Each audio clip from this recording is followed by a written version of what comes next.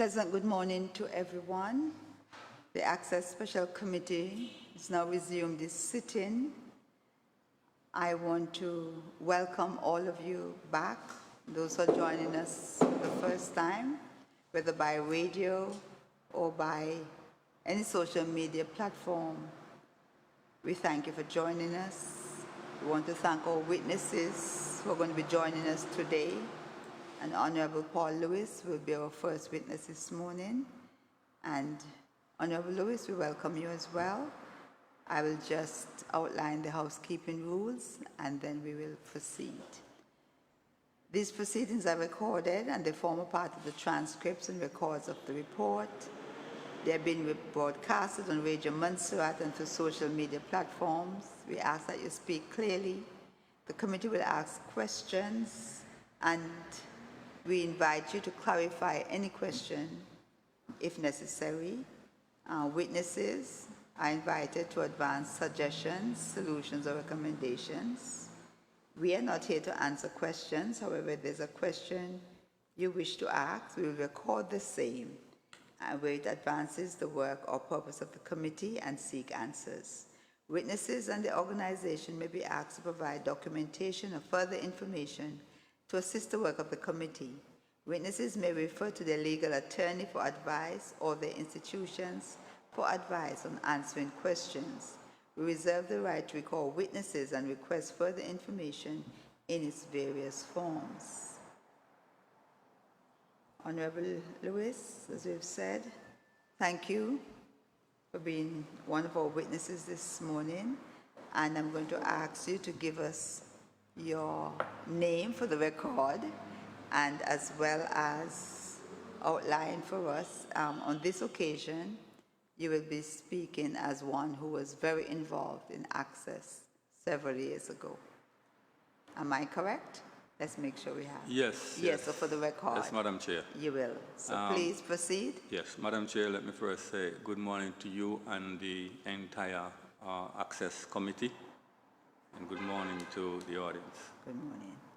Yes, this morning I would give a synopsis of my time as minister between 2014 and 2019 with, with ministerial responsibility for access, and that would have included the airport and the seaport along with the ferry services and what we refer to as the subsidies for the airlines.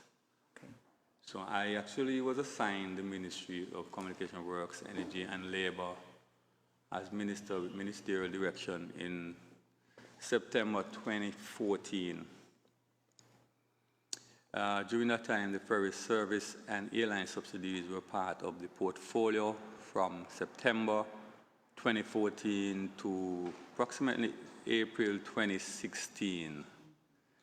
In 2016, the ferry and airline subsidy was moved to the Office of the Premier. The airport and seaport remain with the ministry up until elections, which was around 2019 November elections.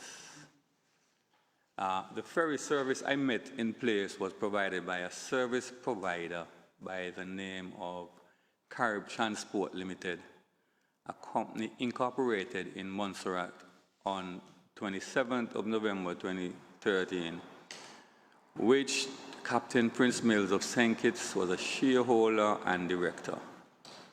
The company, according to my briefing, owned the Carib Sun that was operating the ferry service between Montserrat and Antigua. The Carib Sun has a capacity of 194 passengers. Mr. Bills managed the company Carib Transport Limited, incorporated in Montserrat, and the M&M Transport Services Limited, a company incorporated in St. Kitts that owns 2 ferries that operates between St. Kitts and Nevis. The 2 ferries were MV Carib Surf with a capacity of 225 passengers and the MV Carib Breeze with a capacity of 150 passengers. The Carib Transport Limited was awarded a contract by the government of Montserrat in April of 2014 thereabout. This meant the company was 6 months into the contract and operations when I took office.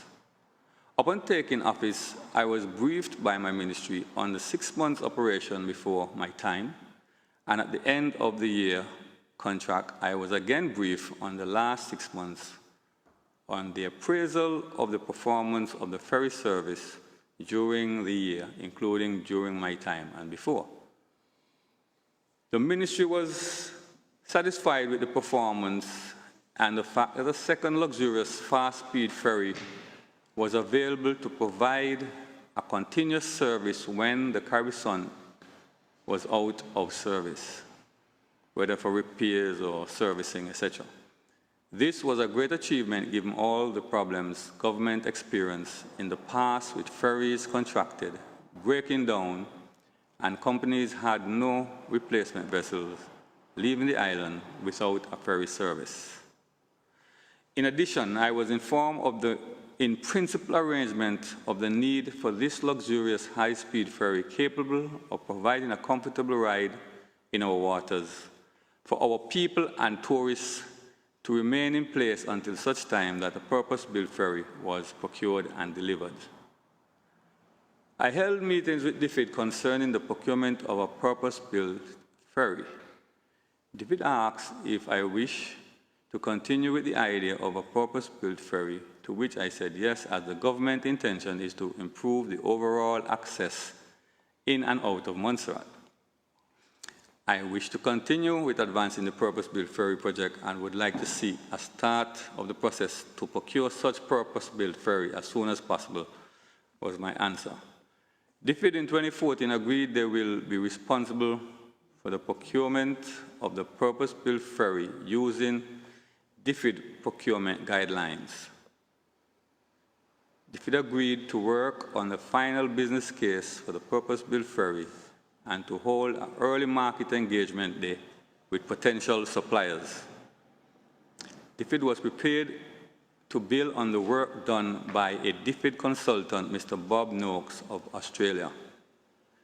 I refer to DFID advertisement for early market engagement to explore building and operating a ferry for Montserrat, referred to the project, and I quote, "This project is in the concept and design stage and call for tender completion following final approval later this financial year, with contract signing and physical work starting in 2016-2017. This advertisement was in 2015 as part of the early market engagement. Actually, the committee should have that copy of that as well. With the briefing from my ministry and the progress we were making advancing the procurement of the purpose-built ferry, I was convinced that it is in the best interest of the people of Montserrat and government of Montserrat to be consistent with the DFID and government arrangement to keep the ferry service in place. The ministry, with this in mind, renewed the contract of the Caribbean for another year, for 1 more year contract, and was mindful to keep renewing the contract until the purpose-built ferry was procured and delivered.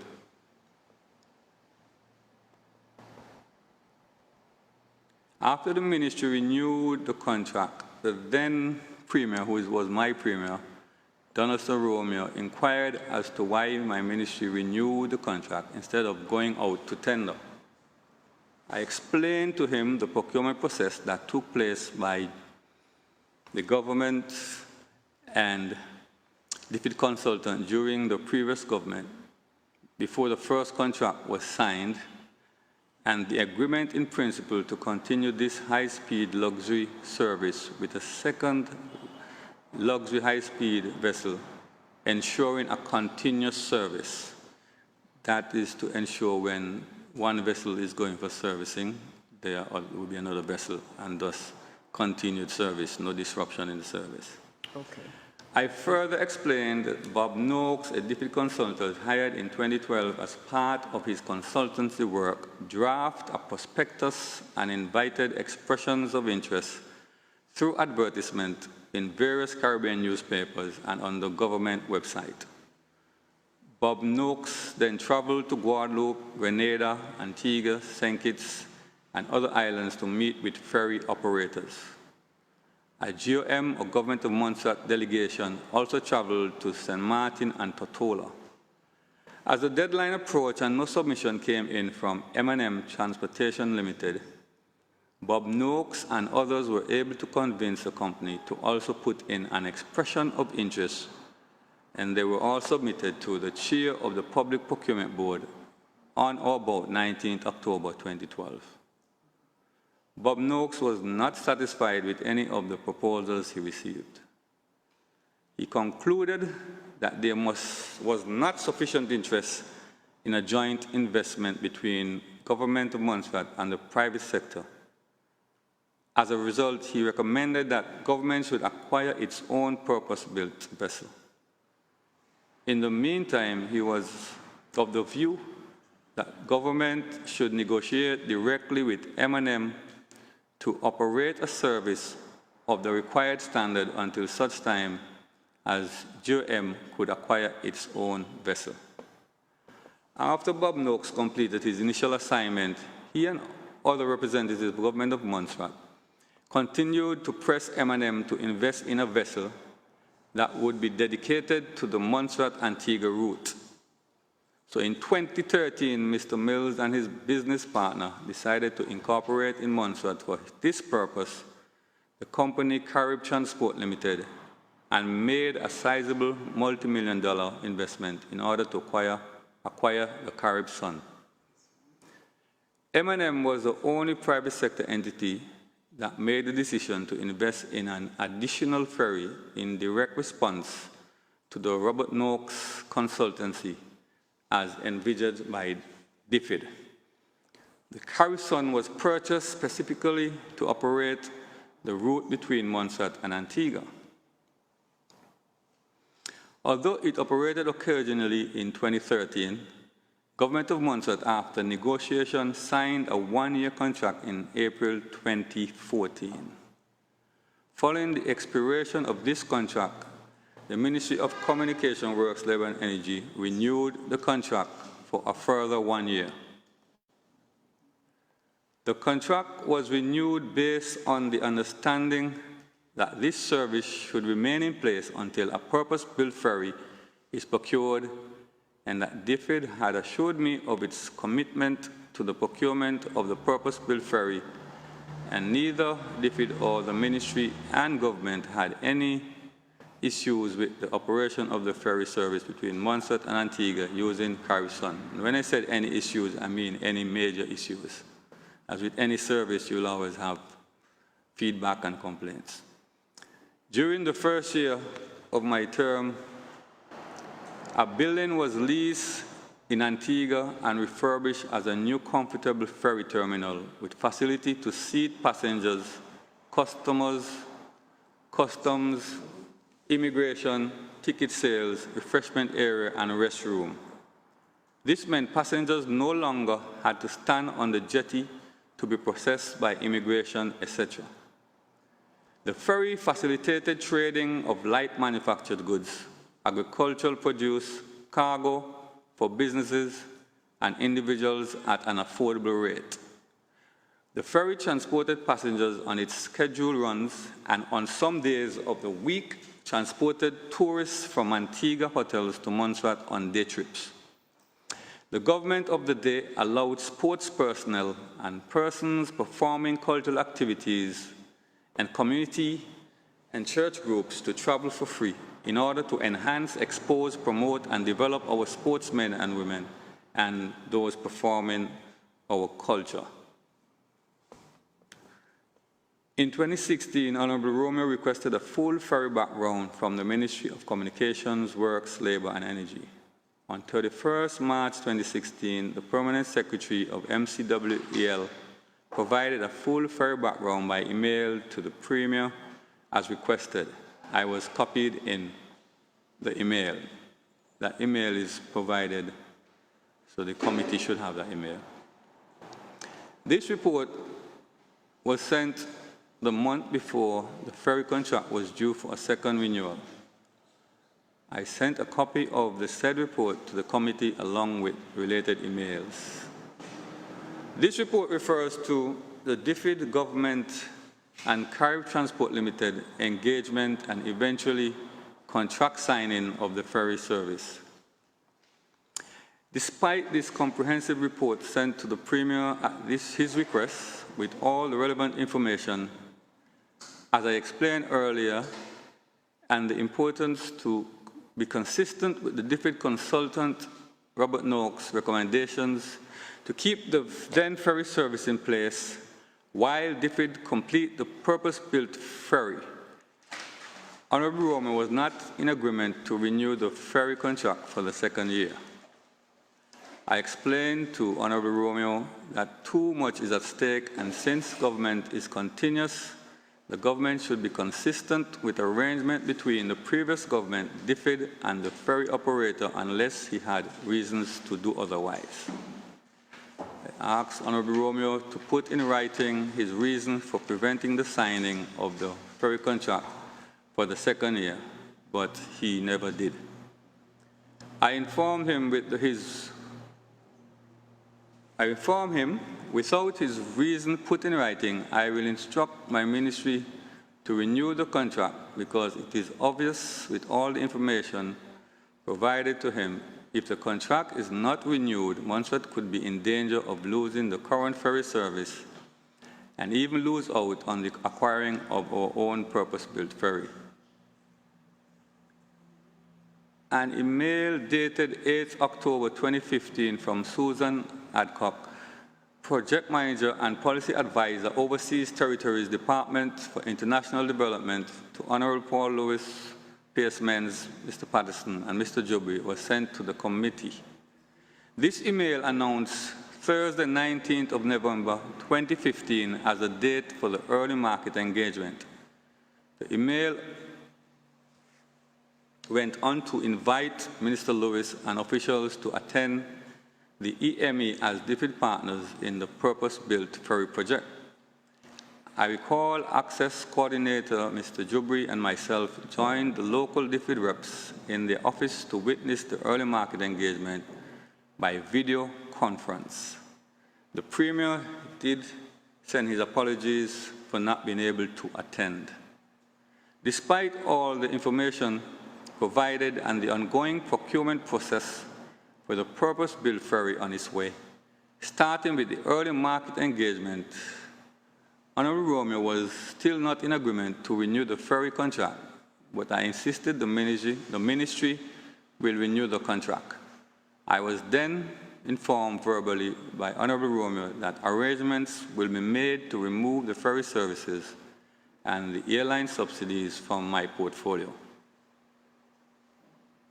I warned the Premier to reconsider his plan to remove the ferry services from MCWL to the office of the Premier, because if he makes that decision, it may have devastating negative implications and may disrupt the ongoing procurement process for the purpose-built ferry. I also remind him of the importance of renewing the ferry contract. In referring to the ferry summary that was requested by the Premier, you would notice before the first signing of the contract in 2014, the last time Montserrat government had a luxurious fast-speed ferry with a similar backup ferry when one is being serviced was around 2003 from Guadeloupe. Mr. A.J. Sharma of DFID, on a DFID mission to Montserrat in 2003, in exploring the availability of a more cost-effective option to the Guadeloupe operator, was looking for at least 2 bidders and invited Captain Mills to send a proposal to government. It is from since 2003 DFID was approaching Captain Mills to provide the ferry service between Montserrat and Antigua. After the last contract with the Guadeloupe operator, many ferries were contracted at different times. They were not fast, was not luxury, and they kept breaking down and disrupting the ferry service since these operators had no backup ferry. After the ferry headaches experienced by Montserrat between 2003 and 2014, that is why the signing of the ferry in 2014 and renewing the contract was so important until the purpose-built ferry was completed. I told Honorable Romeo the Office of the Premier staff is not equipped to provide the supporting role the Ministry of Communication and Works was providing to DFID, and that DFID already developed a professional, reliable working relationship with myself as Minister and the MCWL support staff. It was not wise to disrupt this momentum and progress. However, Honorable Romeo still decided he was moving the ferry portfolio to his office. And over notes and information was done in April 2016. The Premier and myself met with the Governor and the Attorney General, and officially the transfer of the ferry service, airline subsidy, and the Access Department was completed.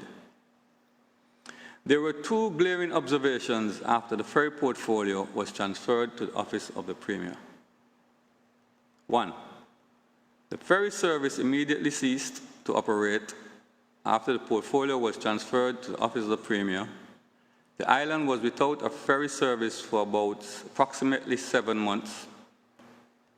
I did warn against that.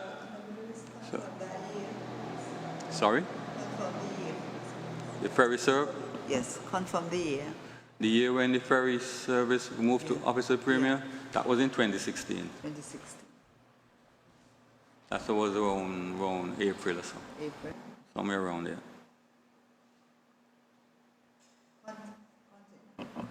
Yeah, and the next observation is that the procurement process for the purpose-built ferry that started with an early market engagement while the portfolio was with MCWL was disrupted after the ferry service went to the Office of the Premier. No further progress on the procurement of the purpose-built ferry took place after the ferry portfolio was moved to the Office of the Premier.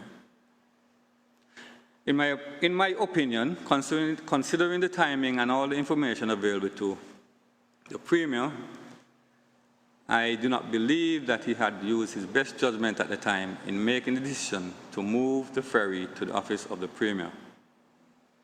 After that decision, no further progress was made on the procurement of the purpose-built ferry, and Montserrat lost a fast-speed luxury ferry service and was without a ferry service of any sort for 7 months.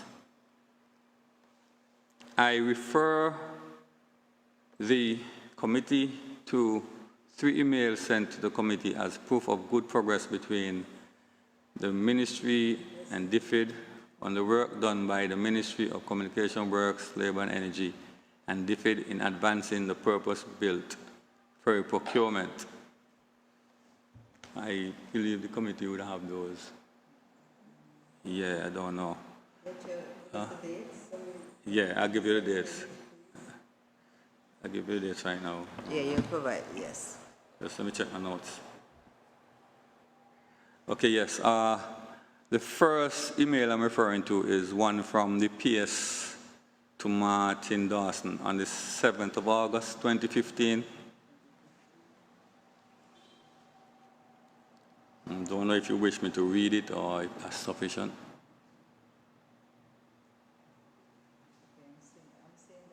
You see that one?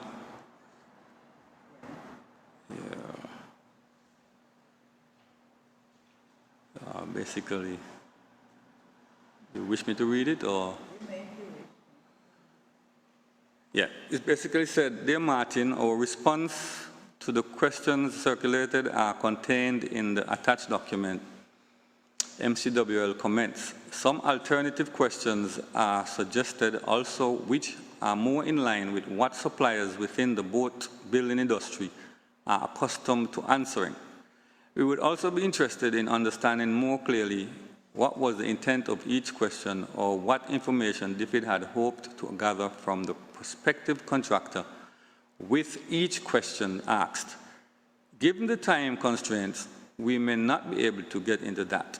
We attach here the information, the technical specification document, which goes into great details as to the requirements of a ferry appropriate for Montserrat.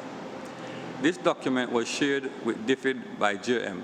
In addition to the technical specifications, a request for proposal would need to be drafted. To facilitate the implementation of this project, we would require 2 project team members to be hired, namely a naval architect, technical advisor, and a project manager. Terms of reference for the roles are also attached. We advise that utilizing the alternative questions provided, the technical specifications with a request for proposal would be the most fruitful course to take, which would provide Montserrat with the ferry it requires in the shortest possible time. Please feel free to contact Mr. Patterson or myself if you require any further clarification. Then there was a follow-up email on the 2nd of September. This is from Susan Adcock to myself. September? September 2015, 2nd of September 2015. Susan Adcock is also, actually, let me just state for the record. Susan Adcock is the project manager and policy advisor of Overseas Territories Department. We have that. Yeah, okay, right. We have that email. Right, so.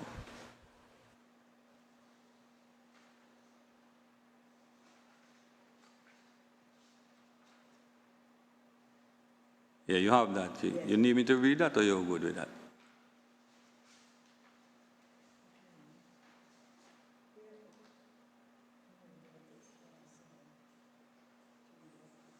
This service is basically asking, well, responding to the email from the PS and suggesting that they would go forward with getting the technical assistance that was required to guide the process. Yeah, and so that was basically just, and giving an update as to how they intend to proceed with the procurement. It's a pretty long email, so yes, yeah. And then there was another email. This one is on the 8th of October, I think it is. The 8th of October, from Susan again, just basically updating. So she actually emailed myself, the PS, Mr. Patson, Mr. Jubri, and informing us of the progress they made, thanking us for our assistance with the questions and other supporting material. And this is the progress in terms of the... Sorry.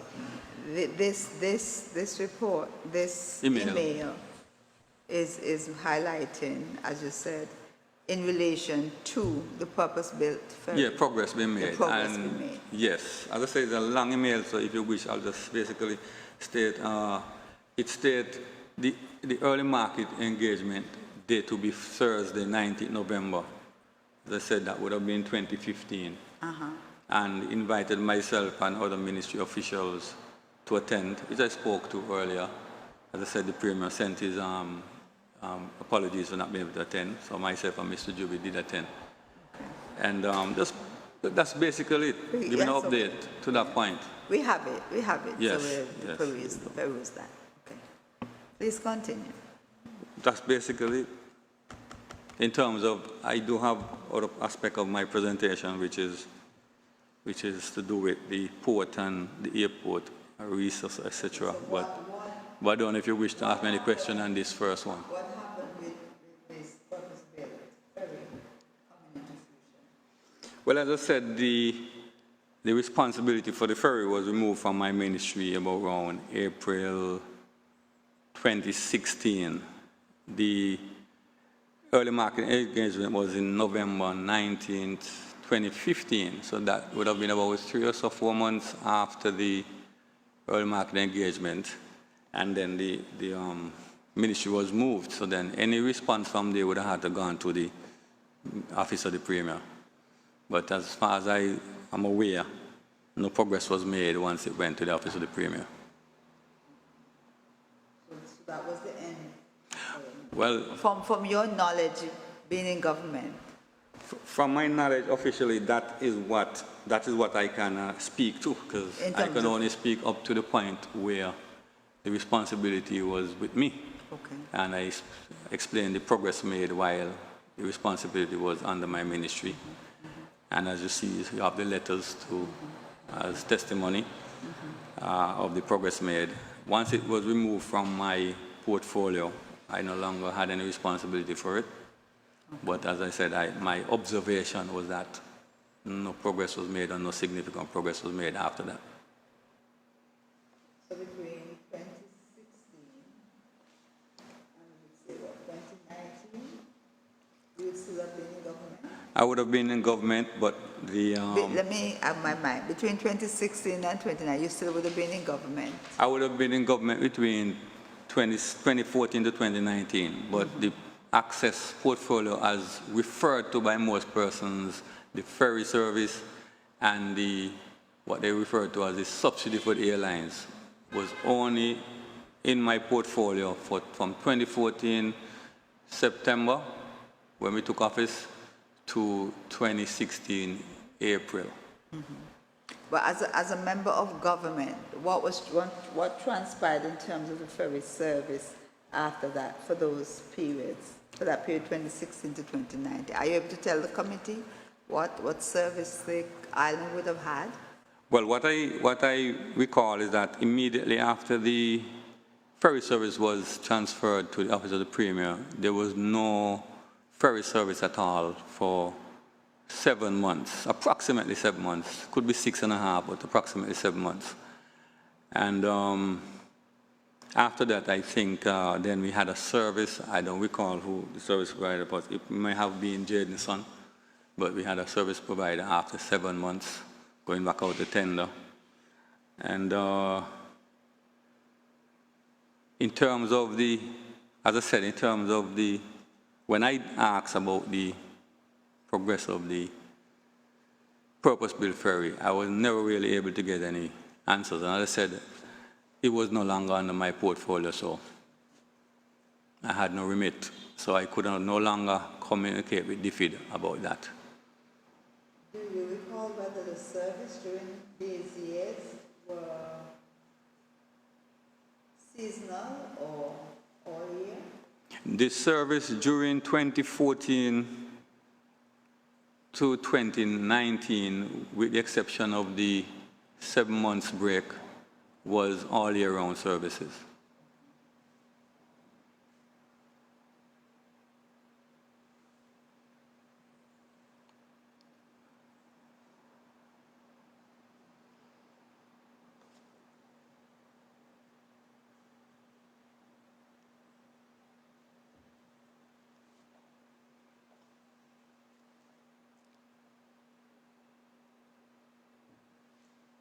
During the 2014 to 2016 period, I'm sorry. During the 2014 to 2016 period, that money was a ring-fence budget. Do you know? Do you recall? Yes, the money for ferries, as far as I can recall, was basically just budgeted and assigned for that purpose. So, I mean, some people like to refer to it as ring fence. So, yes, to answer your question.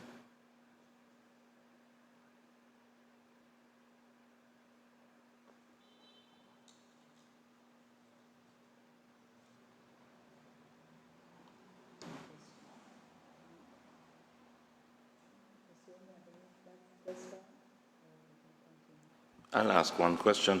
Was there any question as to whether the ferry was needed seasonally or annually?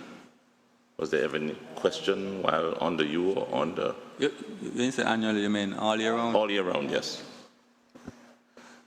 Well, from the time I took office, the ferry, as I said, in 2014, April 2014, when the contract was signed, it was for 1 year, so that would have been all year round. When we renewed it, it was for another year, so that would have been all year round again. So from the time I was in government, 2014 to 2019, it was always an all year round ferry service. what I'm really asking is, was there any pressure to change it from yearly service to a seasonal service?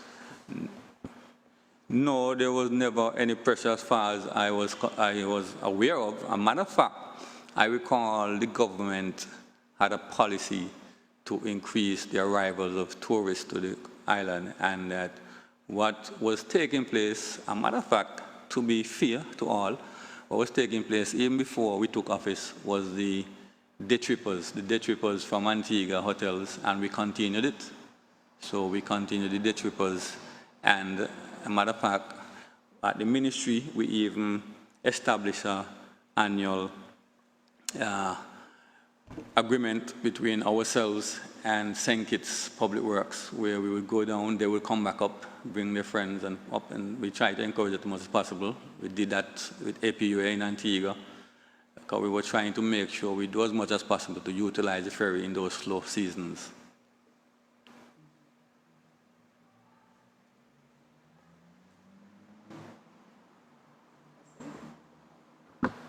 Another question, because some issues arose during the committee's interview so far. Were there any issues arising regarding the ferries during your period, or during your period as responsible for access, and the period following when I would have been responsible? Were there any issues regarding the regulations and the fitness of the ferries to operate between Montserrat and Antigua? Well, during that time, I was the minister that would have been responsible for overseeing the body, right, that were having set up, or in terms of the person that would sit and that body. And in terms of looking at the merchant shipping, so to speak, looking at what's required for ferries and so forth, nobody ever said to me at any point that there was any issue with any ferry. As a matter of fact, if you read the report that I refer to on the ferry summary history, you would notice that the reference was made to the ferries owned by the company that Captain Mills had. They stated that they go through the necessary certification or inspection on a yearly basis. They did mention that, so they were up to scratch as far as I know. In terms of the other ferry, as I said, I wasn't responsible at that time, but I never heard anybody made mention that there was any issues in terms of the ferries not meeting the regulations. So if somebody had an issue with it, it was not brought to my attention. Were there any incidents that would have threatened the safety of passengers or the safety of vessel? Any accidents by ferry during your period or during the period following your responsibility for access that you know of? I'm not aware of any such incidents. As a matter of fact, interesting I asked that question, because what I was always told, that one of the importance of having an all-year-round ferry, we have what is considered to be, quote-unquote, a volcano, that's sometimes referred to as active, quote-unquote, volcano, and also to maintain certain standards in terms of if you should have an accident with an aeroplane at sea and things like that. The ferry would be used as a key component for rescue. I was told that was part of the whole negotiations or justification for having the ferry all year round.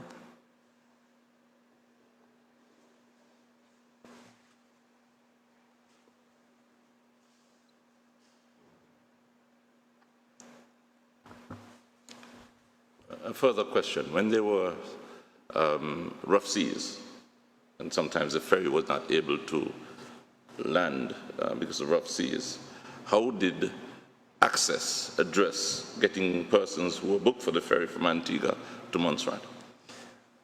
Whenever there were rough seas, I can recall, I think mainly during December time and sometimes in March, what we would do, we would have the access department contract Winia, and Winia would be responsible for helping with the airlift of persons who were supposed to be traveling on the ferry, and the government would subsidize that. As you know, the tickets on the ferry would have been $300, and you can use that to pay for Winia. So the government would subsidize that portion of it. And of course, the islanders from both SVG and Flying Montserrat were also used to do the same thing. So those were the arrangements that we had in place, and they worked pretty well. When you say those trips were subsidized by whom and from where did those funds come? Yes, the ministry access would have paid for them, would have paid for the services. And of course, those funds are coming out of the government of Montserrat budget. Would it be those ring-fence funds? Well, of course, the access has both the ring fence for the ferry, and it had the other section that was used for the subsidy for the airlines, right? So the funds would have been used from the budget, wherever the Minister of Finance at the time sees fit, as long as it's within the remit of access.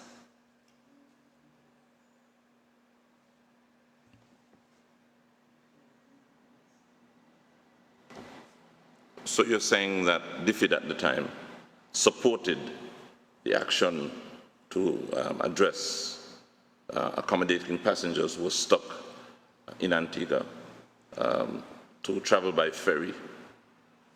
Is that what you're saying? Yes, I'm saying that DFID supported the use of funds to get Winia and the other two airlines, islanders, to SVG and Flying Montserrat Winia, all three airlines, to use the funds to pay to get the passengers here. And in some cases, the passengers were already here and needed to get back out and to catch their connecting flights, and DFID did not have any issues with that. May I ask a question? I don't know if it's one that requires an opinion. Had DFID not supported the transfer of the value of the tickets to the airlines, and those passengers were not able to access Winia to get to Montserrat, what other alternative would have been there, and if anything, what do you perceive would be the consequence? The largest airline I know that is could operate on the John A. Osborne Airport is the 19-seater, which is the Twin Otter, which was operated by Winia. If we were not able to use the funds to utilize Winia, then the Twin Otter services on island would not be able to get the people out in time to catch their connecting flights, because the amount of flights they'll have to make.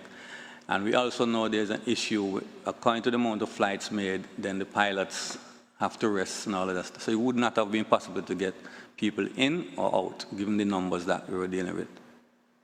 You said Twin Otter, you meant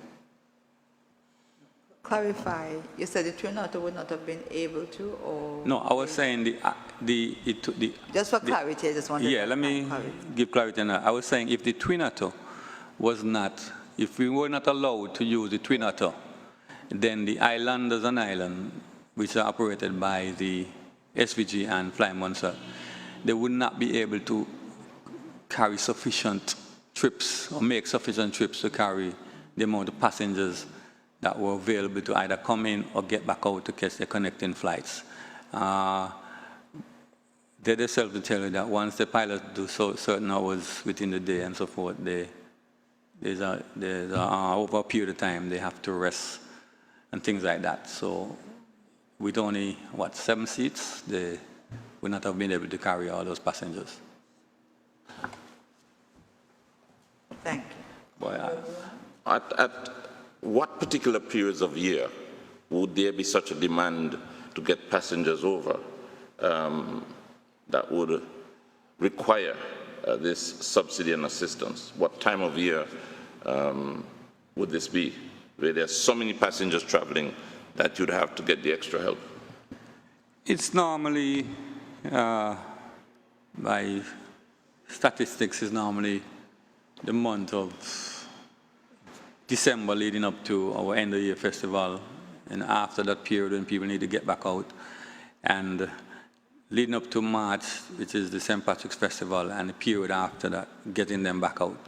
But those were the two main times. But any other time that you had a rough seas, if the islanders are not able to deal with it, then the next step would have been to approach Guinea, and they have always actually accommodated us. How did the Twin Otters address baggage and still, okay, then maybe I should ask this. How many passengers would Guinea Twin Otter be carrying at that time? I think in order to carry the allotted amount in terms of baggage and weight, they would have perhaps cut maybe about 2 seats and carry about 17. I think that's how they normally do it, once they had a lot of luggage. So they would have carried about maybe roughly 17 persons with the baggage, Would your ministry or the ministry responsible for access have the ability to use the ring-fence funds to make sure that baggage gets to Montserrat apart from passengers? Well, actually, we understand access to mean the passengers and their luggage.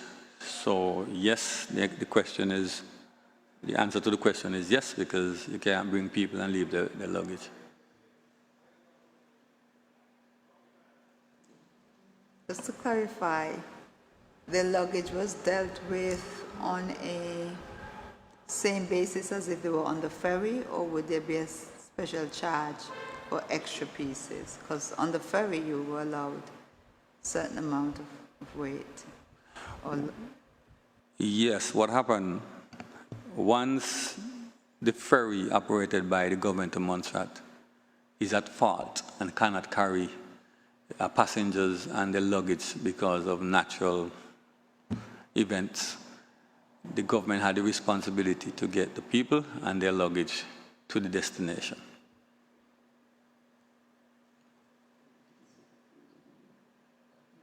He said just before December.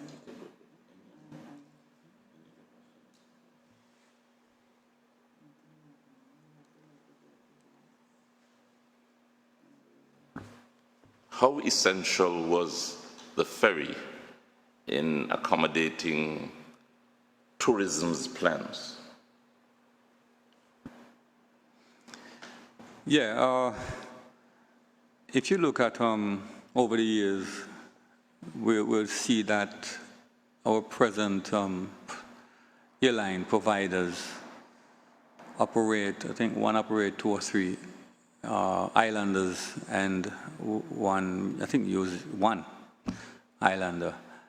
And over the years, you've seen that they only move so much. One of the factors for passengers is actually the cost of the trip. I myself, been to a few hotels in Antigua on several trips, encouraging people to come to Montserrat, and they basically, their preference is the ferry, because obviously it was only $300, and they prefer to pay $300 than $700, or what is nowadays more like $900 plus. So it was always easier to get people to come to Montserrat using the ferry because of the price, and back then what we had were fast-speed ferry, luxurious ferry. So the luxury and comfort was there. The speed was there, so it wouldn't take much more than just sometimes 45 minutes, sometimes just a bit over an hour. So persons traveling to Montserrat would have preferred that arrangement. Apart from cost, encouraging day trippers to come to Montserrat, as you're suggesting, could the airline, whether Twin Otter or the islander, provide the service that would encourage day trippers, even if the price were low? Well, for those persons who prefer to travel by plane, if the price was competitive, by comparison with the ferry, I guess they would take the plane. But if you're referring to numbers, then the ferry has much greater capacity and it's just as comfortable. You can carry a lot more luggage. And it's only just about an hour ride, so persons felt comfortable using the ferry in numbers where that is concerned. As I said, there will always be some people who prefer to use a plane, and I guess they would use it. The factor that I'm really particularly trying to zero in on is the fact that the ferry would leave at what time in the morning and depart in the afternoon with their trippers, allowing a certain amount of time. Would that be possible using the airline, even if the price was $300? Well, you would have recall that the ferry had to do its scheduled run first in the morning, and then after that it would accommodate the day trippers. So it would be a little later in the morning, than say the plane would have been able to do it. So it depends on how much time people want to spend on the island, and it depends on their preference. I'm not so sure if I'm answering your question, but that's what I'm... Generally, what was the preferred period, if you can recall? The preferred what, sorry? Period. For the day trippers. I think it was on Wednesday. I think it was Wednesday and Thursday or something like that. Okay. I'm not sure. Either Wednesday and Thursday, or Tuesday and Thursday. We have someone coming from tourism. They may be able to right, yes. Yeah. There was some... As a matter of fact, it's actually in the report I sent to you. If you check the report, you'll have the accurate days. It states what days the day trippers was. I think it was Tuesday and Thursday, something like that. In respect of the purpose-built ferry, you know what numbers they were considering? What size in terms of numbers, passenger capacity? I cannot recall the passenger capacity, but it was to be in excess of the present, well, what was then the present ferry operating, which would have been, what did I tell you, 190-something, 190-something passengers. So it would have been in excess of that. It was to have included in it refrigeration facilities, and because what happened, it was catering also, not just for passengers, but it was being designed to carry cargo. When I say cargo, I refer to like small manufactured goods and light cargo. So it would not have been replacing the large cargo ships, but you know there's some small cargos that people need to move into small businesses, and even us as passengers sometimes have some cargo. So they also consider the fact that in terms of advancing agriculture, they wanted to be able to provide accommodation for agriculture produce to be shipped to Antigua and other islands at an affordable rate. So because the ferry would have been owned by government or operated by government, government would have insisted and had the authority to ensure that the shipping rates are affordable.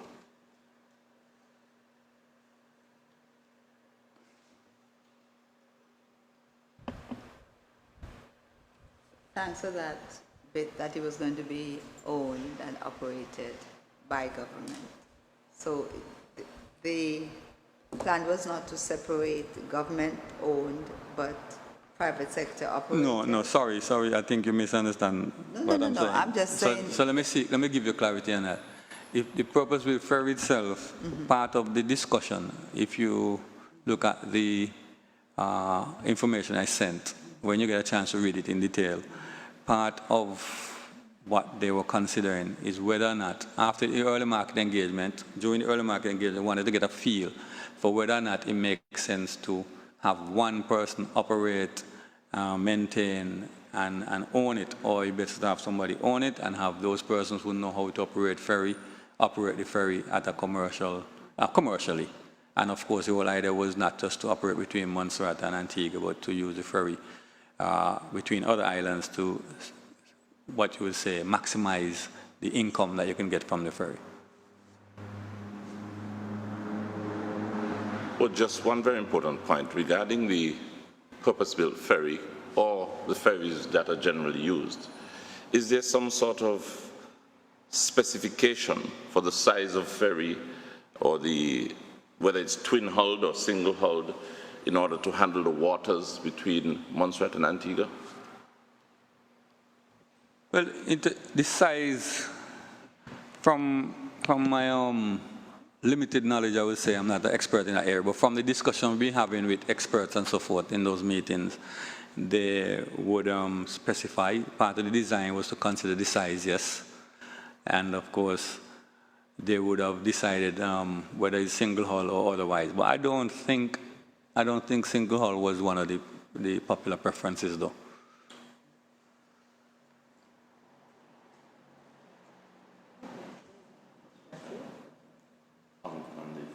So we looked at the ferry, and if you're now minded, we will move on to port development. Okay, no problem. That's good for me. Good? Yeah. Yes, in terms of the seaport, I had responsibility, or ministerial responsibility, from 2014 to 2019.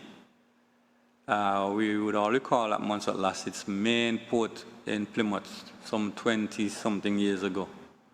And the temporary port was built, but that temporary port was built in an area where we have rough seas at certain times of the year, and we had no natural sheltered area, and therefore there was a lot of downtime by cargo ships coming to dock, couldn't dock, had to wait a day, then can't dock, had to go where they're going, come back again, try to dock.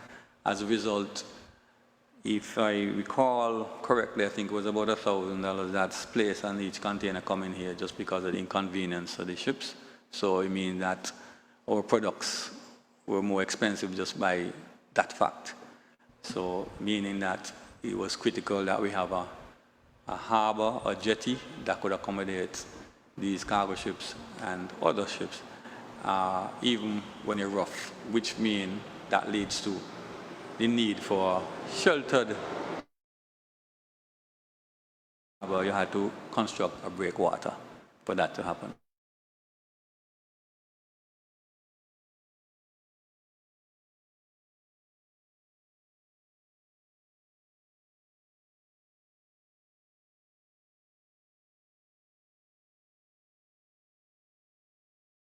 In my time as the minister, the government started negotiation with DFID and the British government for a safe harbor port development.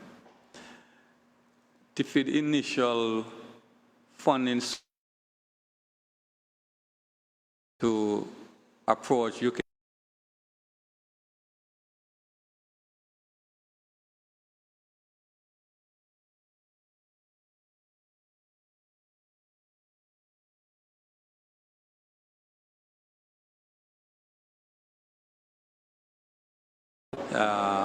government of Montserrat wanted to make sure they advance this project and look within its budget to see what they can do to actually contribute. I was able to find some £7 million of EU funds to put with the 17 million. Several designs were looked at, informed by previous work done earlier by consultants. And the decision 150 meters.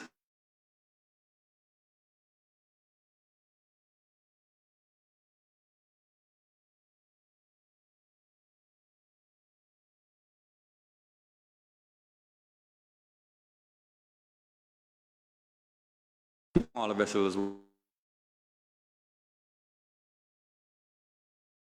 We're working with the timeline.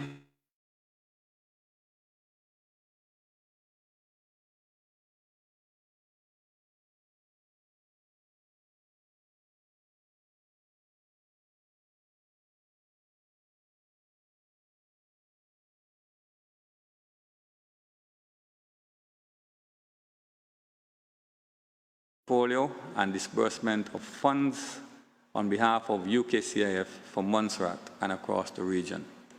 Stantec Limited developed the preliminary design, provide supervision, clients engineering services, and advise on technical matters. November 19, 2019, the general elections were upon us. They were held, and the responsibility of the port development was taken over by the present government.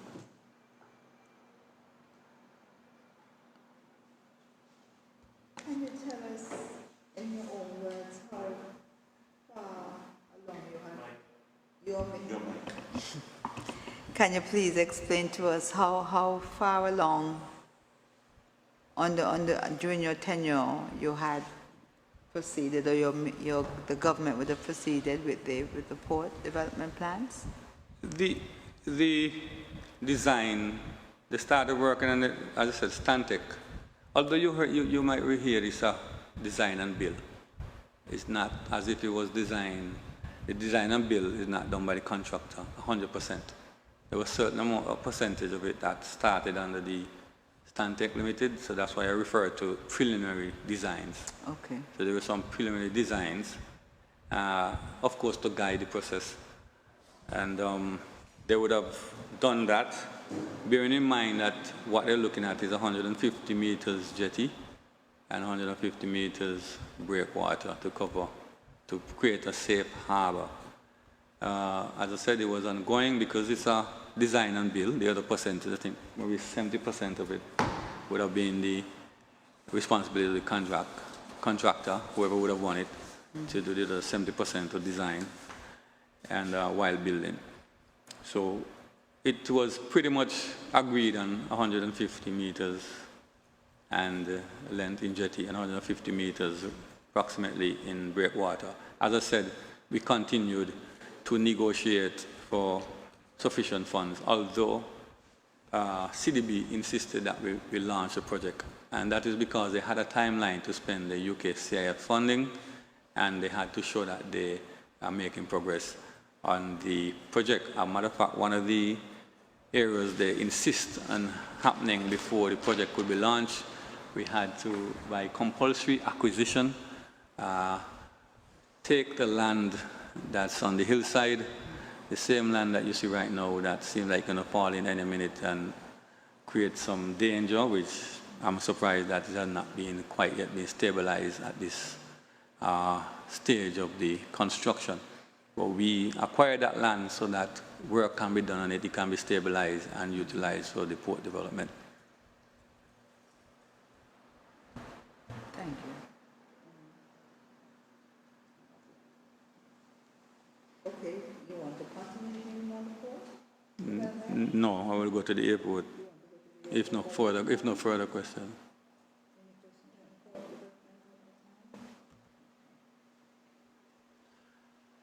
Yeah, on the airport, I think that I did send an email this morning, but somehow, I don't know if we had some email issues this morning. So what I did for ease of reference, I WhatsApp members.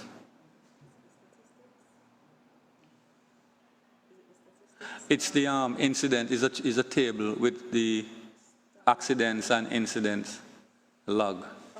Yes, that one, yes, so you have it. So if you may want to follow me, but I'm going to give you a summary. Yeah, actually, there are some 14 accidents and incidents logged in Montserrat of Britain, Norman Islanders from 2019 to as far back as 2010. These include brake failures, runway excursion, engine failure in Montserrat, and in Antigua, a crash after takeoff. The aircrafts in question were manufactured in 1969, 1971, 1976, and 1984. By comparison, during this time, the same given time period, or any other period for that matter, in Montserrat, operating in Montserrat, there are no incidents or accidents with the Twin Otter. Somewhere around late October, early November 2022, a paper was prepared by Justin Roswell of ASSI, entitled Aircraft Performance Basics. The committee can now reference the paper presented to the committee. I had sent that document to the committee. I don't know if you... No, that's not the one this morning. I had sent that, when was it? When was I due to? Thursday? I was due to appear Friday, so I sent it Thursday. You to go back Thursday. Sorry? It was called, it's actually the aircraft safety basics.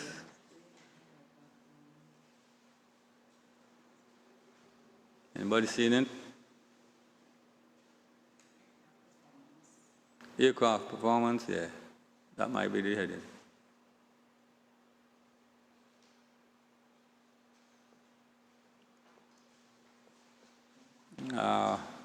You all seen it? Okay, yeah. So I want to refer to the document in summary. In the summary, if you go on the summary document 3.3, it states the normal operating conditions in Montserrat. The Twin Otter is only able to carry possibly one more passenger than the Islander, assuming passengers are traveling with luggage 50 pounds each. In effect, that means 10 passengers on Twin Otter and 9 passengers on the Islander. It went on to state an additional challenge results from the fact that the operating costs of the Twin Otter are approximately doubled that of the Islander.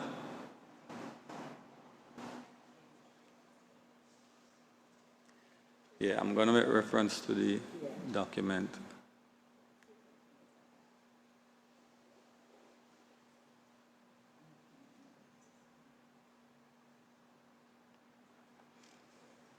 I don't know. You all have the document? Yes, we have that. Okay, let me. Air Safety Support International? Yes. Yes. Give me a second. I'm going to pull it up on my.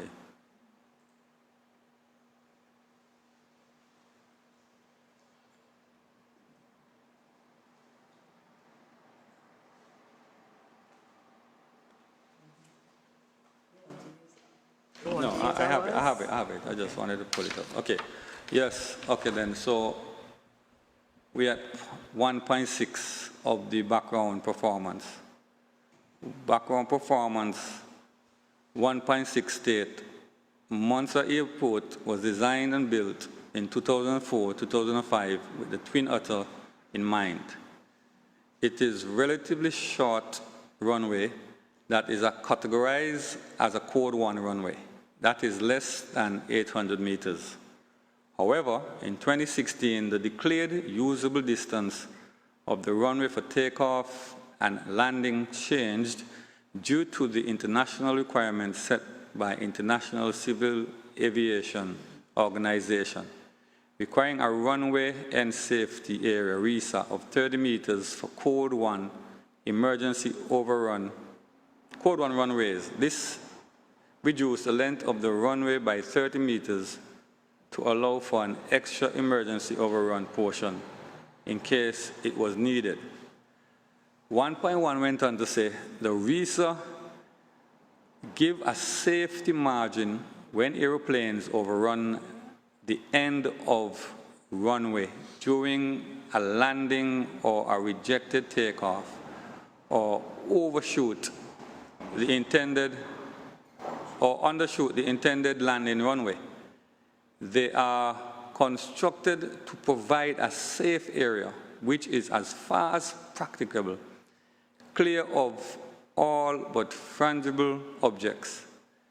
And this is a very important piece of information. It should have a surface which will enhance the deceleration of aircraft in the overrun case, but should not be such as to hinder the movement of rescue and firefighting vehicles or any other aspect of emergency response activity.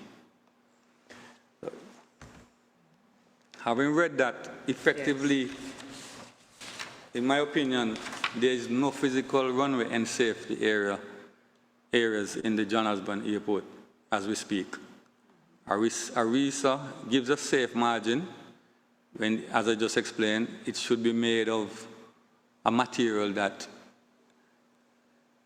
allow the plane to decelerate. In other words, once it's no longer on the runway, it should be of a material that allow the plane to decelerate. There is no such place on the John A. Osborne as we speak. All that's there is an imaginary 30 meters. And within that imaginary 30 meters, the only how you can get a RISA to be practiced, you'll have to go and dig the airport up, that 30 meters up, and construct it of material that will allow it to the plane to decelerate. And I know nobody digging up nothing up there. And no adjustment has been made to the airport runway. So I am not sure what imaginary RISA they're referring to, but in practice, there is no RISA. May I ask a question on Honorable Lewis?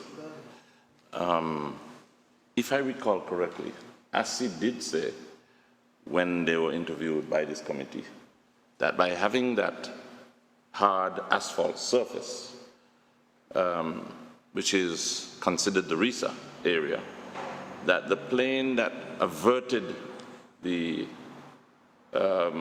fatal crash actually was able to hold brakes on that surface because of its, because it was, how do I put it? Because of what it was constituted of. So the airplane was able to brake on the asphalt surface. If I remember correctly, could it be that they're suggesting that the asphalt surface as is would assist with deceleration simply because the airplane can brake properly on that surface? That sounds like absolute rubbish to me, because I just read for you, not from my document, but a document that was produced by ASI, and they said clearly that the RISA must be made of a material that's different from the actual airport surface, one that would help the plane to decelerate when it overruns the airport. So I don't know what Nancy's story that is. Well, the reason why I asked that question, Honorable Lewis, if indeed an airplane loses its brakes, right, how is it going to brake on that RISA surface if the surface assists with braking, is my question. Well, you just answered the question, because the whole idea is that when it loses the brakes, it can't brake, so it needs to be a material, a surface of a material that helps it to brake without having the brakes. So, as I said, I wasn't here when they gave you that Nancy story, so I can't really. Please forgive me, I'm paraphrasing from what I remember, but however, the question still stands. Yeah.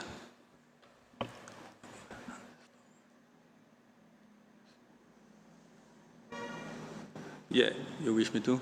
Yes, please, continue. Yes, so I was saying, the question you just asked, I was basically saying, in theory, there is a 30 meters on each end of the runway to facilitate some imaginary RISA. There is no RISA in practice if you go by the definition of a RISA. And when I saw that, it became rather suspicious to me that there is no actual practical RISA, but that the RISA is only in theory. At that point, my suspicion was heightened, given I recall an email dated 18th April 2015 I received from Bob Noakes. And the particular area of concern that raised my suspicion is where Bob Noakes stated in the email that the then Director of Tourism, Anita Nightingale, alerted him that Captain Harris was lobbying to have the runway shortened.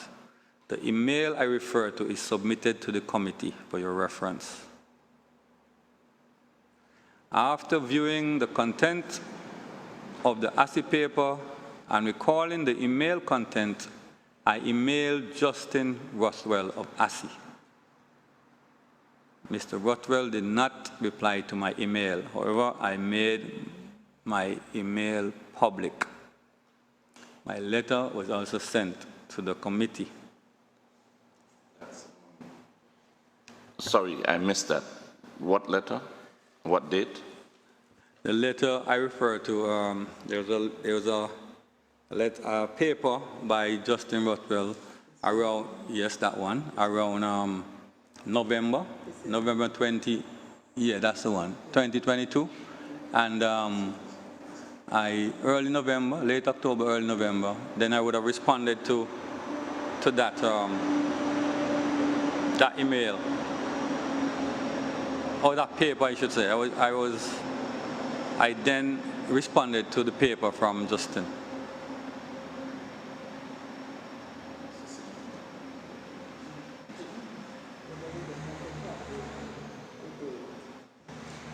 This one would have been November 2022? Yeah, November 2022, yeah. Yes. Somewhere around, yes. The time is important, so we just want yes, to yes. make sure we have that time. Will you please? Yes, my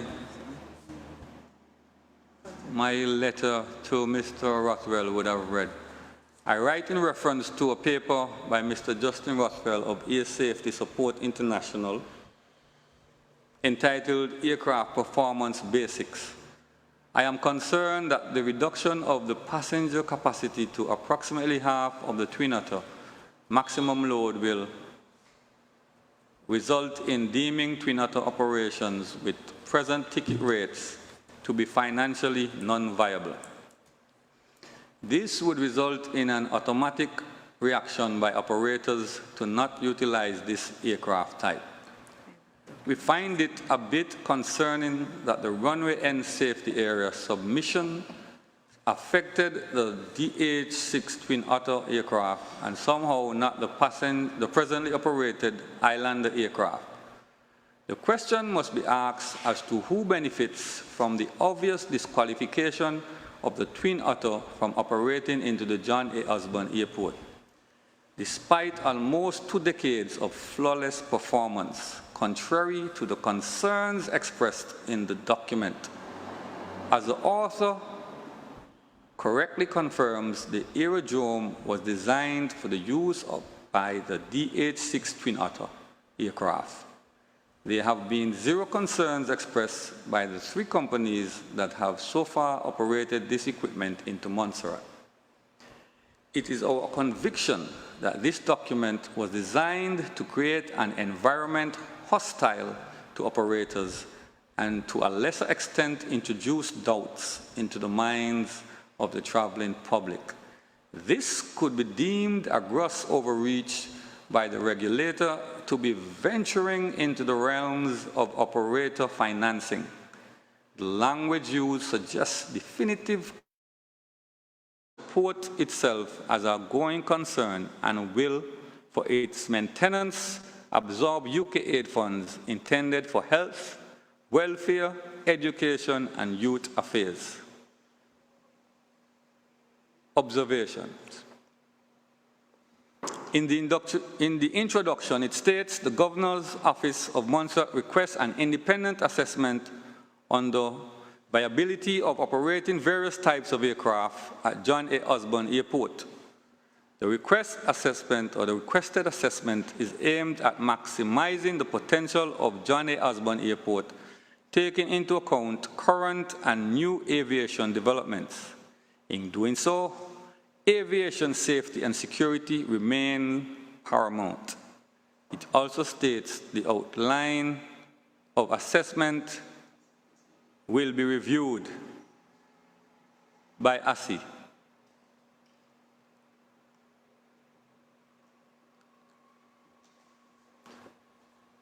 Number 1 of the task states that the government of Montserrat is keen to attract more visitors to Montserrat and to facilitate better connectivity with international flights arriving at Antigua.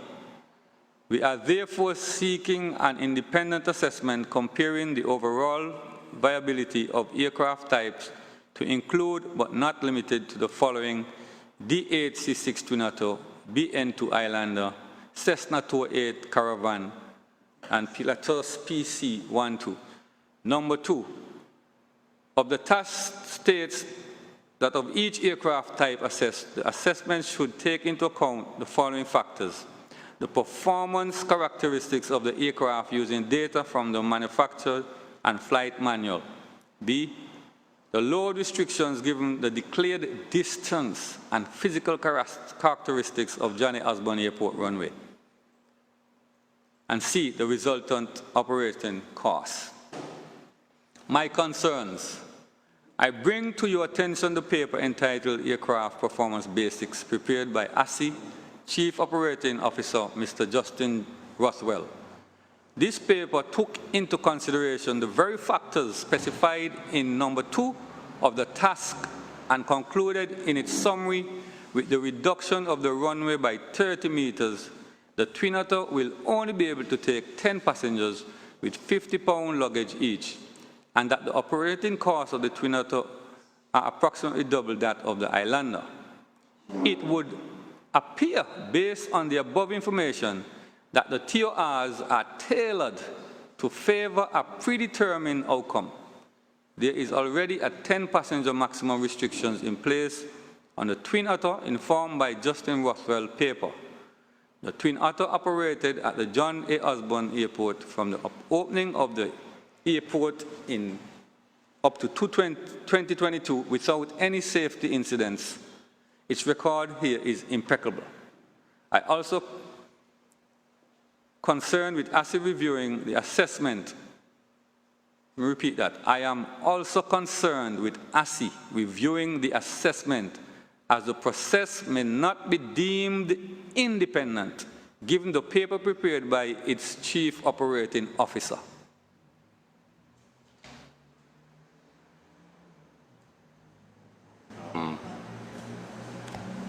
Honorable Lewis, what were you reading from just now? I'm reading my concerns that I want to put on the record. Yes, yes. You spoke about a predetermined... sorry, go ahead. You spoke about this document being drafted to have a predetermined outcome. Is that what you said? Yes, loud and clear. And may I ask, what do you think that predetermined outcome is?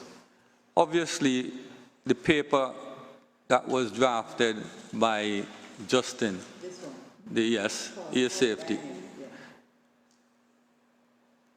We're referring to the Air Safety Support Air Safety Support International Aircraft Performance Basics? Yes, yes, that. Okay, okay. That paper yes. basically was designed or drafted and stipulated based on his calculations and whatever he used to come up with his paper, that obviously they're already implementing the RESA, and after you implement the theoretical RESA, so to speak, let me make that clear, then they come up with the conclusion that the airline can only operate 10, the Twin Otter can only carry 10.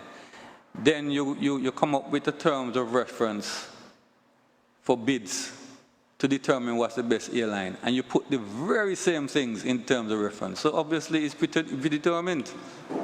Anybody, even a blind man can see that. You said earlier in your letter written to the same Justin Rothwell, outlining your concerns, to which he did not respond.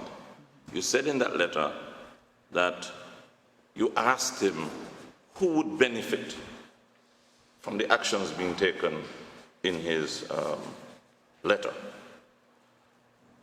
Are you able to tell me from your research or information who actually benefits from this? I cannot tell you who benefits. What I can tell you, I asked a question based on the content of the email I got when the Director of Tourism, when Mr. Noak said the Director of Tourism alerted to him that Captain Harris was lobbying for shortening of the runway. You may wish to conclude what you wish from that. No. May I ask a question? Certain. Go ahead. Honorable Lewis, various testimonies coming to us before you from ASI, from the airport management and others, clearly stated that the RISA was implemented in 2016. RISA was not implemented in 2016. There was a recommendation from ICAO for the RISA. No. The RISA was enforced in Go ahead. 2022. No, let me be clear. I think the recommendation was made a requirement in 2016, and therefore, in a sense, implemented, but enforced in 2022, is what I'm understanding. Okay. So my question is, when it was implemented in 2016, were you aware of it being implemented or moved from a requirement, from a recommendation to a requirement in 2016? As I said, from the letter, I did spoke to Captain Harris about the accusation that was in the letter. Right? I did speak to him about the accusation. I spoke to him about the accusation in the letter, and I did let him know I'm not in support of it. And if it's persisted, then I will do what I need to do in order to, well, basically raise my objection. Was that in 2016? If you refer back to the letter I sent there, I prefer to use that date, the date from the letter. You'll have the letter. Let me see if I could find it.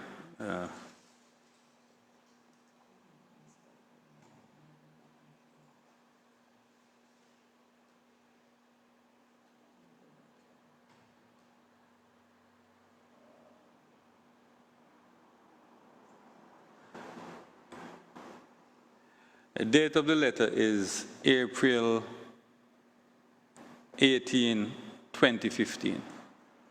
That's the date of the email. So that's before the RISA was moved from a requirement, from a recommendation to a requirement? That's before 2015 would have been before any discussion of RISA, period. Because as you see, the other document referred to when ICAO would have implemented that as a recommendation. Okay, so when ICAO moved it from a recommendation to a requirement, you were in office as minister. Excuse me, sorry? You were responsible for the airport at that time. I didn't get the question. When it was moved from a recommendation to a requirement in 2016 by recommendation from ICAO. No, well, my understanding is that ICAO had it as a recommendation for Code 1, I think Code 1 airports. But it was but it was not in 2016 or something like that, but it was never implemented. Enforced? Enforced, okay. Or implemented. The accusation of the lobbying was before 2016. It was 18th April 2015. So obviously some discussion has been going on with. Did you say lobbying? What? Yes, you have the email. You can refer to the email and you can read the whole content of the email. Okay, so why did it take 6 years for the RISA to be enforced if it were moved from a recommendation to a requirement in 2016? Do you have any idea why? Well, I don't know why. I know I state my objection to it, but I do not know if that had anything to do with it or the other things along with that actually the reason why they stayed so long to implement it, because from 2016 to 2022, that's spanning over 2 governments, and it's actually in the fourth year of this present government. So I do not know why they would have taken that long. It sounds to me like that about 7 years. The document you quoted, Aircraft Performance Basis, written by Justin Rothwell of ASSI, well, it seems to me that it's based on the enforcement of the RISA, in that it supports the enforcement of the RISA. Is that correct? The document compared the Twin Otter and the Islanders. And the document basically had in it its parameters, and I imagine the parameters are used to justify a means to an end.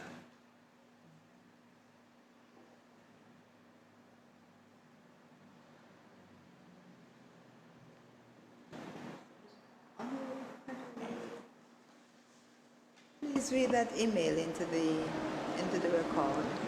The email from Bob Noakes? Yes.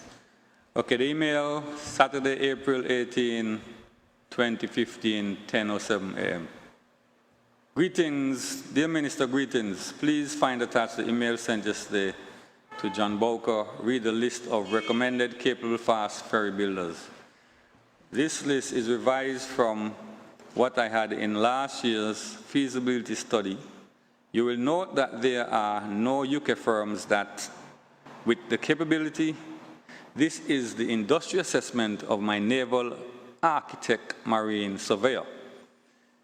This was made clear to DFID's procurement team last October, but you need to be aware of this at this time, and we need to repeat it. I have had several emails and a phone call from Anita Nightingale.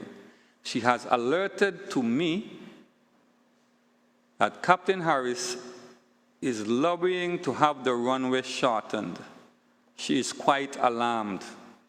I advise that the best defense is to estimate the economic losses to Montserrat's tourism industry if the potential arrival of Twin Otters is stopped.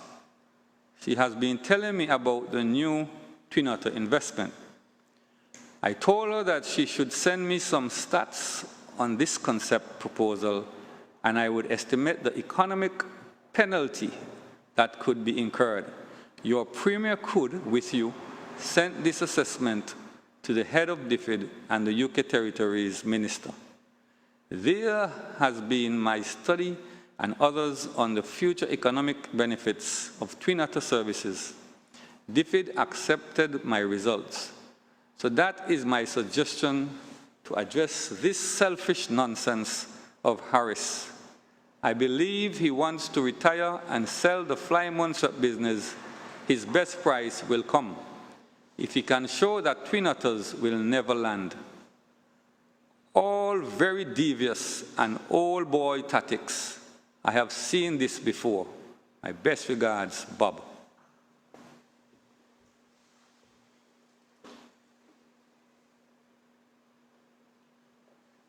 Thank you, Honorable.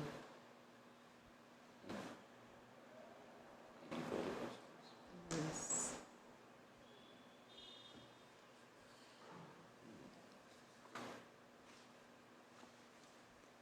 Honorable Lewis, you were giving us your recommendations, suggestions. You completed that section? I was giving you my concerns. Concerns, yeah, well. Yeah, for the record. For the record, yeah. Well, You have any more you wish to share with us? well, I have many concerns, but Well, please share them. I know you have a time. I basically cut it short, but I could send the rest. I could send the rest to the committee because I do have a meeting in a few. Yes, I realize you have, and you did indicate that. Yeah. All right, so if you will send that to us, we'll truly be grateful for them in the record. At least we will ensure that we capture what you have said. Any questions on what Honorable just shared? No questions on what Honorable Lewis. Honorable Lewis, As I indicated, if you require further information from you or clarity in terms of documentation, we certainly will do that. We want to thank you for your invaluable contribution to this committee. Please do send the remainder of your concerns that you have. We want to thank you for appearing and for sharing with us all that you have that you think could be of use to this committee. Yes, I want to thank the committee for having me, and indeed, I'm willing to cooperate in whatever way I can. I can see you're doing just that. Thank you so much, sir. All right.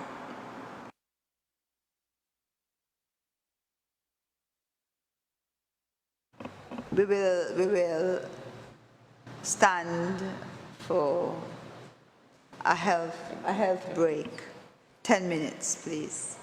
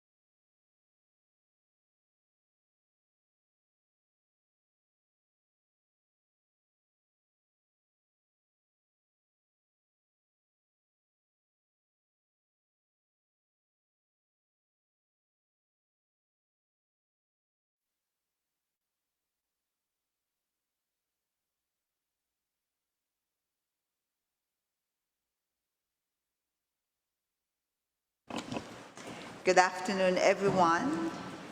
I wish to invite you back to the sitting of the Access Special Committee. We are now going to have the Director of Tourism. Good afternoon, ma'am. Good afternoon, everyone. For the record, can you please tell us your name, and then you can go straight into your presentation, and we will ask questions. But perhaps, although you're here this morning, I should remind you of the housekeeping rules that we've been recorded, and these will form part of the transcripts and records of report. We are broadcasting on Radio Montserrat and for social media platforms. We ask, therefore, that you speak clearly. The committee may ask questions and invite witnesses to clarify questions if necessary. Witnesses may advance suggestions, solutions, or recommendations. We are not here to answer questions. However, if there's a question you wish to ask, we will record the same and seek an answer where it advances the work and purpose of the committee. Witnesses and the organization may also be asked to provide further documentation or further information to assist the work of the committee. Witnesses may refer to their legal attorney for advice or their institutions for advice on answering questions. We reserve the right to recall witnesses and request further information in its various forms. Okay. Please. Yes, thank you. So I am Rosetta West Gerald, and I'm the Director of Tourism, Montserrat Tourism Division. I'm just going to give a sort of a brief overview of tourism and mention any challenges, etc., as we go forward. So tourism is a huge industry. The World Tourism Council forecast growth of tourism in 2023 to be $955 billion, a 6.5% annual growth rate. The Caribbean accounts for approximately 3% of international tourist arrivals, and the Caribbean recorded 31.7 million tourist arrivals in 2018, and the receipts in 2022 was upwards of $37 billion. Tourism is a huge multiplier effect, and so in other words, it benefits a lot of people. So for every dollar that is spent by a visitor, this circulates in the economy, and of course it gives traction and causes more businesses to start. Before the volcanic situation, Montserrat received tourism arrivals upwards of 30,000 passengers. However, when the volcano started, we would have lost a significant part of our product, mainly, of course, Plymouth, our attractions such as the Galway Soufriere, the bamboo forest, Great Alps waterfall, etc. And as you will realize, visitor numbers fell. In addition to that, we had a lot of negative publicity that was circulating, and again, visitor numbers sort of even went down even more. That said, we continue to promote Montserrat, and I'll give you just an overview of what we do. So the tourism vision that was identified in 2019 in the tourism strategy puts the tourism vision as sustainable development through quality tourism. And this is developing the island sustainably while providing quality services to our visitors. Our tourism product is soft adventure, including hiking, diving, bird watching, turtle watching, and so on. Well, of course, we have volcano tours, we have an active volcano, and it has become our unique selling point. We also promote our festivals, and that is also a key area, which, of course, you will realize later, the ferry, etc., is very important for this sector. Our target audience are adventure seekers, the diaspora, remote workers, joint marketing efforts with Antigua and Barbuda. For example, we had what we call a 3 times the charm campaign, where we promoted Montserrat, Antigua, Barbuda as one. Not necessarily one destination, but sort of, including as a package. So in that case, we had about 80 or so plus travel agents who were part of the campaign, and so we expressed to them, what we're doing in Montserrat, and of course they were all excited and so on. But when they asked us, well, how do you get to Montserrat? We explained that we have 2 islanders, 20 minutes flying time, pretty quick, but they weren't too keen. They told us straight away that they would not be able to sell Montserrat to their clients because they do not feel that that was the ideal type of transportation to bring their clients across. So they asked of the ferry service. We didn't have the ferry service available at that time, and that was earlier this year, by the way. So of course we continue, sorry. Yes, they did. Some of it had to do with a fear of traveling on the small aircrafts. The costs were too high and so on. And some of that I will go through even more, right? And so that said, we continue. Our demographics include the millennials. Those are like 30-year-olds plus. And the Gen X's, like 40-year-olds and so on. And those are important demographics for the Montserrat market, all right? Our main markets are the UK, USA, and the Caribbean. Some time ago, Canada was really one of our main markets, but since the volcano started, sort of fell off a bit. And we're trying to gain that market share again because they were very critical to the number of days they stayed in Montserrat and the spend back in the day. The SWOT analysis in the tourism strategy, and I wouldn't go through the entire SWOT, but I'll just mention the strengths of Montserrat, being that it's good geographic location, which is close to the other Caribbean islands, and of course we're very close to North America. Safe, low crime rate, the volcano, which is our unique selling point at the moment, fresh spring water, charming with beautiful landscape, and the list goes on. Tourism trends, which we tend to watch the trends a lot when we are determining how we're going to be marketing. Trends are very key to tourism. So in 2023, the trends are reporting that health and wellness, holidays, remote working, art and cultural events, ecotourism, and experiential holidays are the things that are trending right now. And it so happens that they fall right into what we promote because we are a small destination, yes, but we have the landscape, we have the safety, we have all of the SWOT, the strengths that were mentioned in the SWOT tie in with these trends. Our day tour market, although small, it was actually growing. We had the ferry service, and I'll give you a little bit of a history of the service as it sort of came from 2001 upwards, just to give you a little, an idea of what has happened. So, as I mentioned, we have the history of the service. So you have, in 1995, of course, I mentioned the volcano happened. Many persons are fearful about returning, and as such, the visitor numbers plummeted. Our cruise market also totally ceased during the volcanic situation, and the negative publicity as well. 2001 to 2005, we had the helicopter services that was helping to bridge the service. In addition, we had the ferry services by Opal Express. That's the service from Guadeloupe. That's a very fast ferry, about 45 minutes or so. And that's a big ferry, so it was able to ply the water good.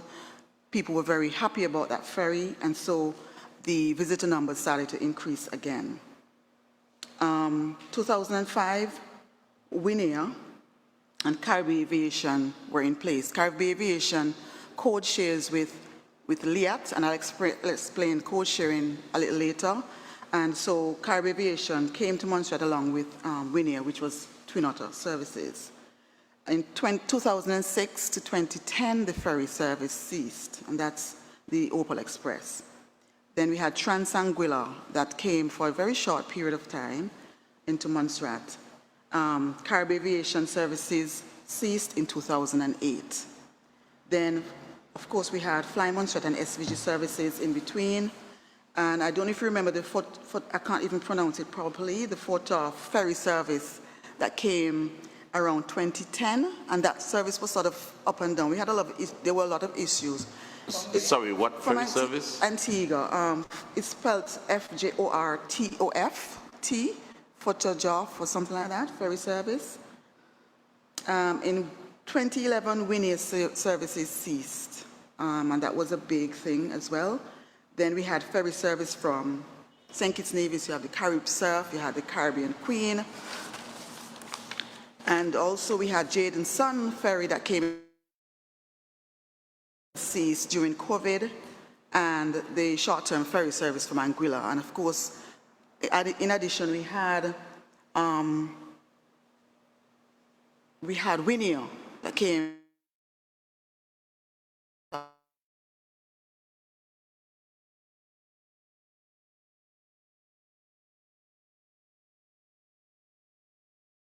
Services we had. Okay.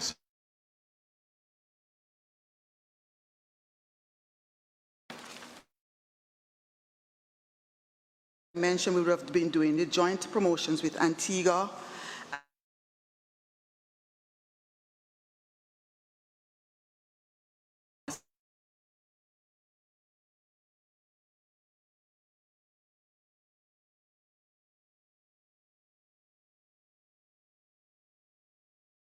So that is where you have the cruise passengers who would come to Antigua, and they do have a lot of cruise passengers who visit Antigua, and then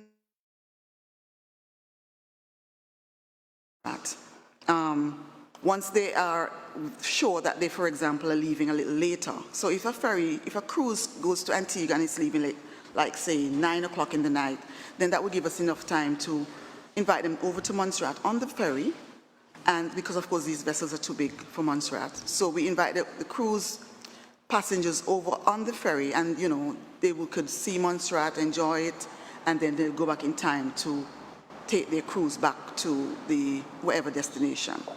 I need to mention here too that Antigua is now a home port. A home port means that persons can actually access a cruise there. In other words, you can start your cruise there and you can end your cruise there, which gives us even more impetus for this market, because with cruise passengers being able to access that home port in Antigua, it means that Antigua will get, and we know, sometimes upwards of 10,000 visitors. And having Montserrat in the mix, some of those same visitors can come over to Montserrat on their tours, etc., and enjoy the island. Because, of course, sometimes Antigua itself do need something else to entice the visitors, because having 10,000 people on the ground at once is a lot. So you have, and even when we went to trade events and so on, this is something that we try to sell together with the Antigua government, in that we have this sort of service where we try and take some of the cruise passengers over to Montserrat so they can enjoy Montserrat's product. And we are not competing with them in no way at all, but we are complementing their product, okay? So continue with the promotions. We have our website, visitmontserrat.com, Facebook, Island of Montserrat and Montserrat Tourism Division, YouTube, Instagram, TikTok. We have digital ad in the immigration section at the airport in Antigua. We also had a carousel ad, which was taken down because Antigua was doing something at that time, but we are hoping to put that back up by November. Could you tell us what period you're referring to? When was this taking place? For the ad? Or the promotion. The promotion is ongoing, something that we do ongoing. So for the joint marketing with Antigua, with this 3 times the charm, that was earlier this year that we started that discussion. And prior to that, when we were talking about the cruise, ferry cruise service, that was in 2019 or so there, but we had the ferry then, but it didn't materialize because COVID came amongst everything else, all right? So we also have done sales calls in Antigua, and that is a way to sort of entice again that market. Sales calls refer to us going over to Antigua, meeting with hoteliers, school groups, university students, etc., and entice them to come over. And with a ferry, that definitely works. Without a ferry, it is very challenging because it's just too costly for them to do. Continuing on with some of our promotions, we have done publications, National Geographic, Wanderlust, Vera, the Virgin magazine. Vera is the Virgin in-flight magazine. Cacique, which is an Inter-Caribbean Airlines magazine. We've done promotions with Yellow. We also had a 3-month campaign to boost the remote worker program, and that was earlier this year. We also had promotions with Global in the UK. We have videos that we put out on YouTube, etc. We added what we call a chatbot. A chatbot is an AI that is on our website, or visit Montserrat.com website, and that chatbot sort of assists people to make their user more interactive. So in other words, so the chatbot helps people. So for example, if you're looking for things to do in Montserrat or how to get to Montserrat, the chatbot, you ask the chatbot, for example, how did I book flights to Montserrat? And it will automatically link you to SVG or Fly Montserrat's website. Or if you want to ask about accommodation, it links automatically to all the accommodation providers. So that is the chatbot, and we've just put that chatbot on the website earlier, it's now 2023, in 2022, all right? We coordinated film productions with several film companies. You know of the recently concluded Ben Fogel and the Buried City, the volcano, Under the Volcano. We also do tourism brochures. We have an e-brochure online. We have collateral, branded collaterals, be it our bags, as you would know, key rings in the past, face masks, and so on. And those are some of the things that we've done. We are currently finalizing a map for the trails, a trail map. And we also have had maps that were produced as well. In terms of the actual product, because you can't market if the product is not ready. I mean, we do need to have some more work done on the product. We're very much aware of that. So we would have done upgrades to bathroom facilities. We built facilities on the main on the main beaches. We had signage with the Dural, we teamed up with the Dural Wildlife Trust, and we produced 46 signs along with them, highlighting the flora and fauna, and these are placed on the trails. Training, we would have done tour and taxi training, housekeeping, safe serve, souvenir and packaging, social media, customer service training. We've had 3 binoculars that are placed on key sites across Montserrat. And as I mentioned, we've done branded collaterals and digital marketing. We've added some upgrades to the ferry terminal. We've painted the ferry terminal in preparation for ferry, and that was before, that was last year. Jack Boy Hill upgrade. We did it in anticipation of the ferry. It would have been just around November, I think, if I'm not mistaken, thereabout. So we've done some work on Jack Boy Hill facility. We upgraded it. Garibaldi Hill as well, and work has commenced on the Volcano Interpretation Center. We've received a couple of concept drawings so far, and we're working on the storyline to be able to carve out the stuff that would go into the actual Vic. And the Vic is a key attraction. It is supposed to be a key attraction for the detour market especially. All right? So I would have mentioned the history and so on. So I know you want to hear about in terms of access.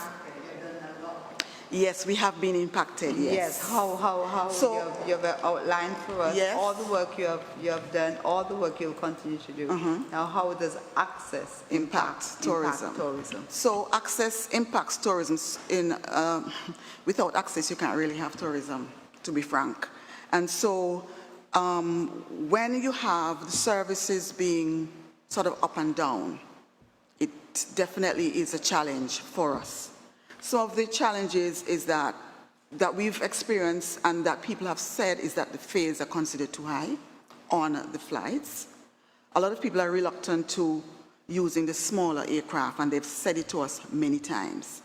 Case in point, those people who, the travel agents we were trying to intercept to come over and so on. In September, for example, the CONCACAF football team, they were trying to have the games here, but unfortunately that was not possible due to the logistics issues and so on, to mobilize, flights, etc., to get that group of people to come to Montserrat. And that would have been, as we all know, it is a big loss for Montserrat.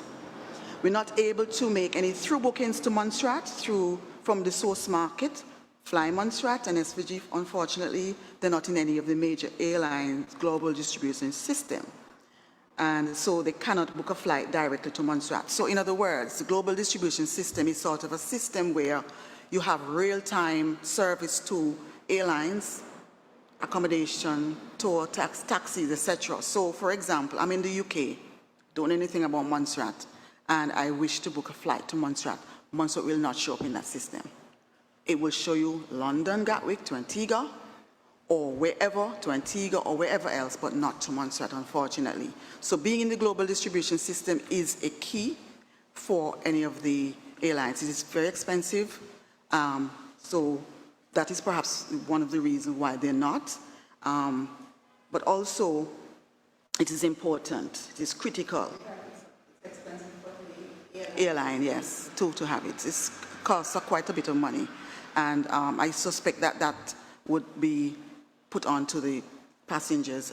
Not sure if that's the case, which would make the cost a little bit more, all right?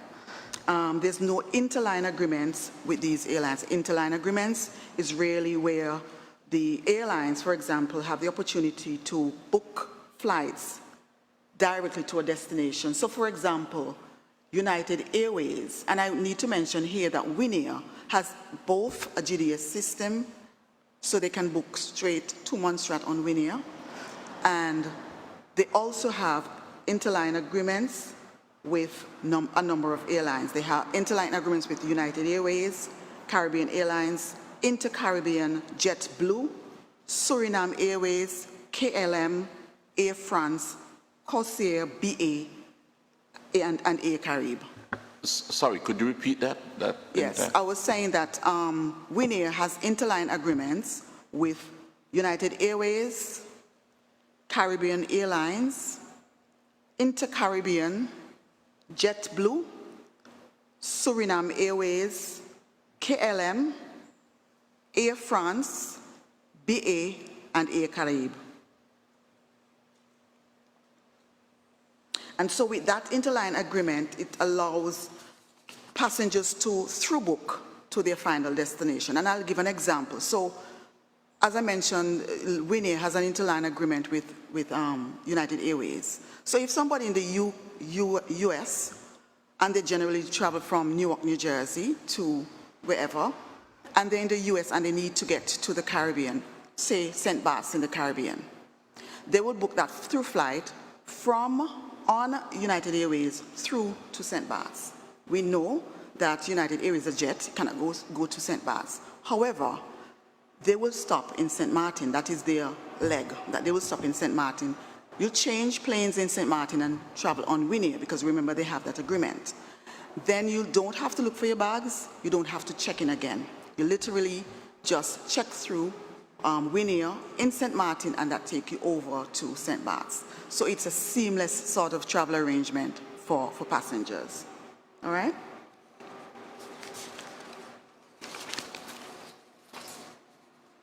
And there's also code sharing. Code sharing is another term that is used by the airline, where there's an agreement between the airlines to sell each other's flights.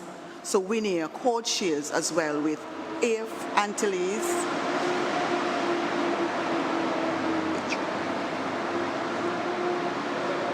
Wizz Air code shares with Air Antilles, Air France, and KLM. All right?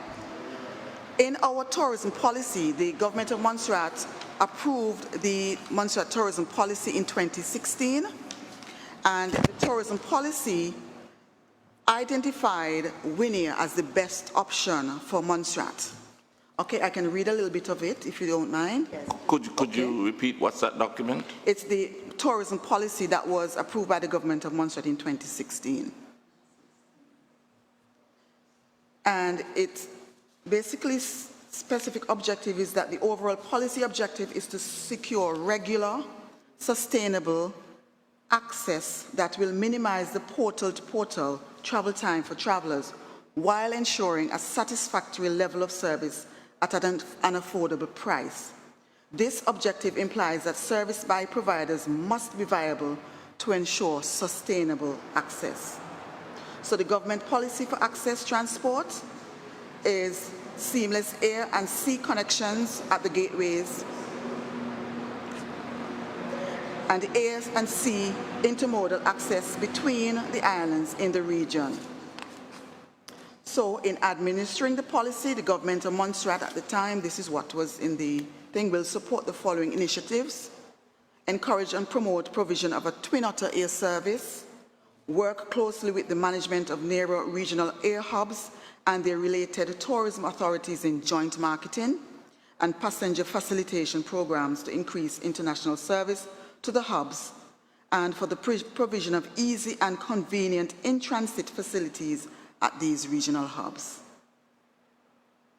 So, and the list goes on. So I can leave a copy of the document with you. Okay. Also, you mentioned to work closely with the government of Antigua and Barbuda to improve visitor facilitation. Okay? So that is, sure.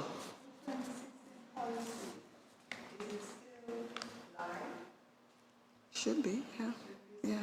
Mm-hmm.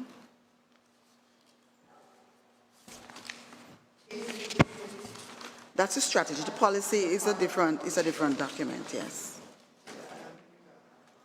Okay, I can share it with you after.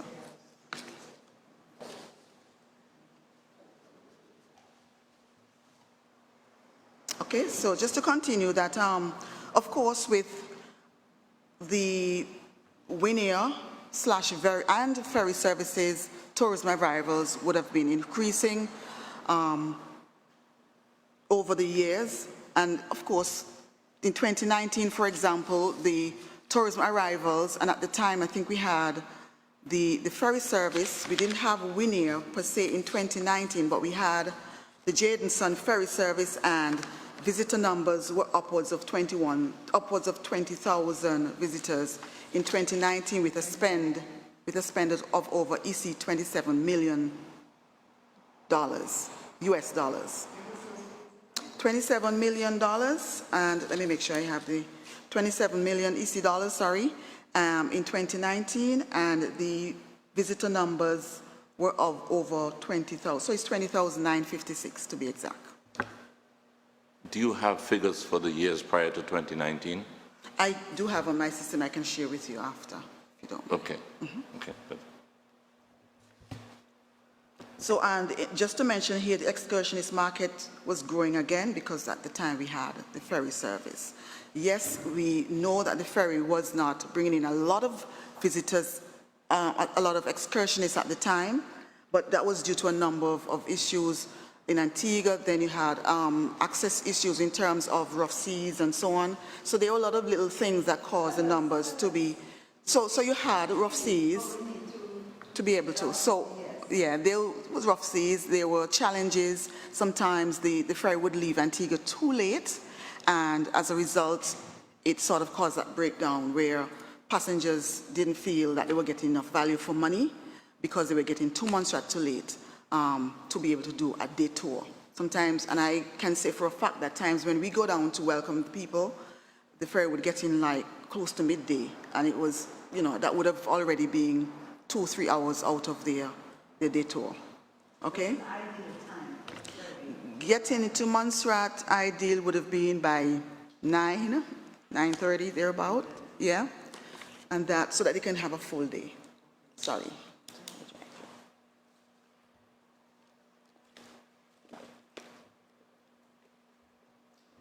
Did you say that rough seas affected that as well? So rough seas sometimes, because if the seas are rough, then the ferry wouldn't be able to go, you know, wouldn't be able to come to Montserrat. So it doesn't only affect the day tour passengers, but other general visitors as well, travel in general. Yeah, coming in. Please continue. Okay.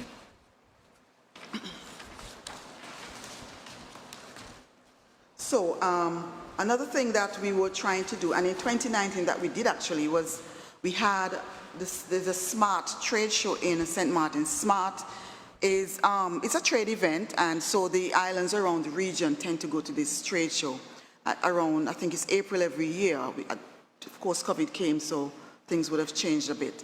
And so at that time, there were sound connections that were made with persons in St. Martin, and these people were willing to offer their guests, with the hoteliers as well as groups and so on, and they were willing to offer their guests day tours and weekend getaways utilizing the ferry, or at least the Winnie service. But that didn't happen. COVID happened after, so that didn't materialize. But we plan to go back again, start that dialogue again.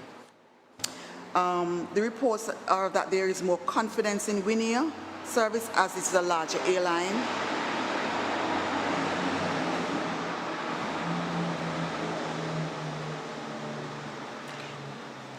It's a larger airline, and as I mentioned before, the interline air agreement, being in the GDS system, all of these things are important to having that type of airline service.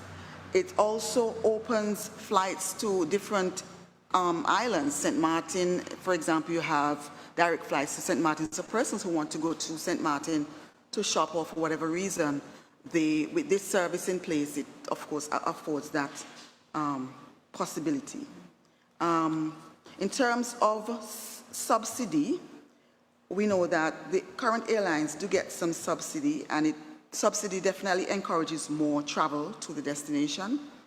More travel means more money in the economy. No subsidy means that traveling is not as attractive for some. It's a competitive market with many islands looking for market share. And the same subsidy can also encourage day trips to the island. Benefits of the ferry. Again, I would have mentioned some, but the fares are considered to be more economical. They're able to take lots of luggage, able to operate at nights. Day tour rates are more economical. Back in the day, I think it was $150 US return for a day tour trip, and that included, of course, a tour of the island and a meal, a lunch when they come on island. Sorry, yes. Could you repeat that for me? So yes, back in the day, I think it was around pre-2019 thereabout, the day tour rate, and I can verify that for sure, was around US $150 per person, and that included the tour of the island and lunch. Okay. Additionally, the ferry can provide. Sorry, when you say included tour, did it include the ferry cost, ferry fare? The ferry fare and the lunch, because the thing is with the ferry at the time, there were day tour rates. When I say day tour rates, tour operators rates that were offered. So tour operators are the ones who sell the service. So having a tour operator rate, be it 100 US, 200 US, 150 US, whatever the rate may be, that would help them to be able to pitch at this lower rate, because it's a service they're putting out, so they're making it attractive as possible. So the tour operators had special rates for the ferry that they were able to have special rates now for the traveling public. So anybody wanting to do a day tour to Montserrat was able to do so, and hence that is the reason why the rate was so economical. Yeah. Okay. It can facilitate cargo and large groups, as we know, and it's the go-to service during our peak periods, festivals, St. Patrick's, Christmas, because of its capacity. Just to give you a little bit of the opportunities that we have with other islands based on, one, their population and the number of people who visit their destination, and see how that opens up even more business for Montserrat. Yes. You have Antigua, for example. Their population is about 100,000 people. The total visitor arrivals in 2019 was approximately 1 million people. Guadeloupe, just next door, population 384,000 people. Their visitor arrivals in 2018, and the dates are different because, of course, everybody don't have the stats sometimes readily. In 2018, the visitor arrivals was 735,000 visitors. St. Kitts Nevis, just next door as well. Population about 48,000 people. And they get about 1 million people. They got about 1 million people in 2019. Visitors, that is. And St. Martin as well. Also close, 44,000 population. 2 million people in 2019. As you see, these islands offer even more potential as their population size and the number of visitors to the destination is something that we can actually go after. But we need the services of whether it be air, ferry, etc., to be able to do that. And I mentioned Antigua being the home port for cruise, and of course that is another possibility to access that. In concluding, I want to say the access needs to be able to meet our needs for both locals and visitors and help us to gain market share.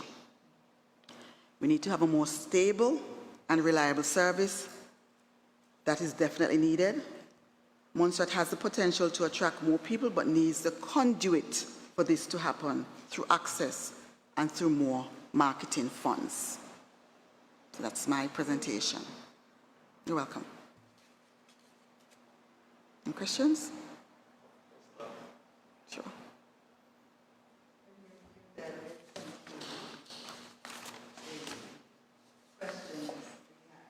Okay.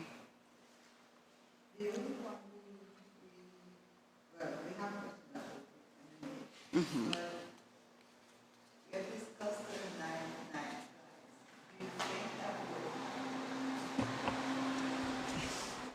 Yes, you have given us quite an overview. Mm-hmm. You have spoken to us about Interline, which we see the benefits of. Night flights. Definitely beneficial as well. I am told that Winair can actually do night flights.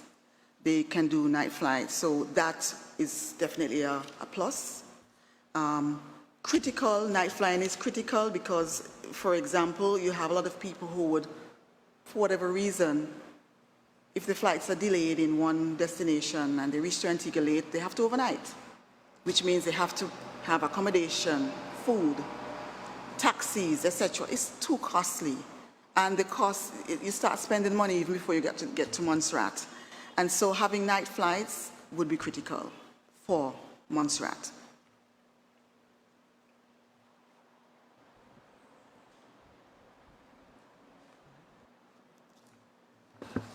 You said the ferry was able to operate at night. How does that assist you with your promotion? Definitely assists us plenty. Because, I mean, for example, again, using BA, Virgin, a lot of times they do come to Antigua a little late.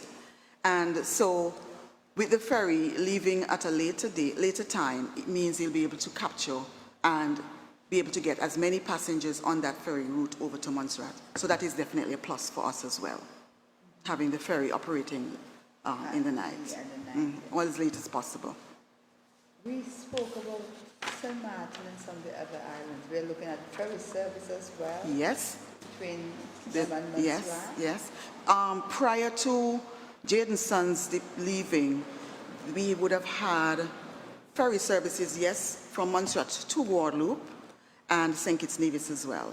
We were able to bring people from Nevis over to Montserrat during festival, and with the ferry service, we're hoping to be able to do that again, tapping into some of those other markets that we haven't done as yet.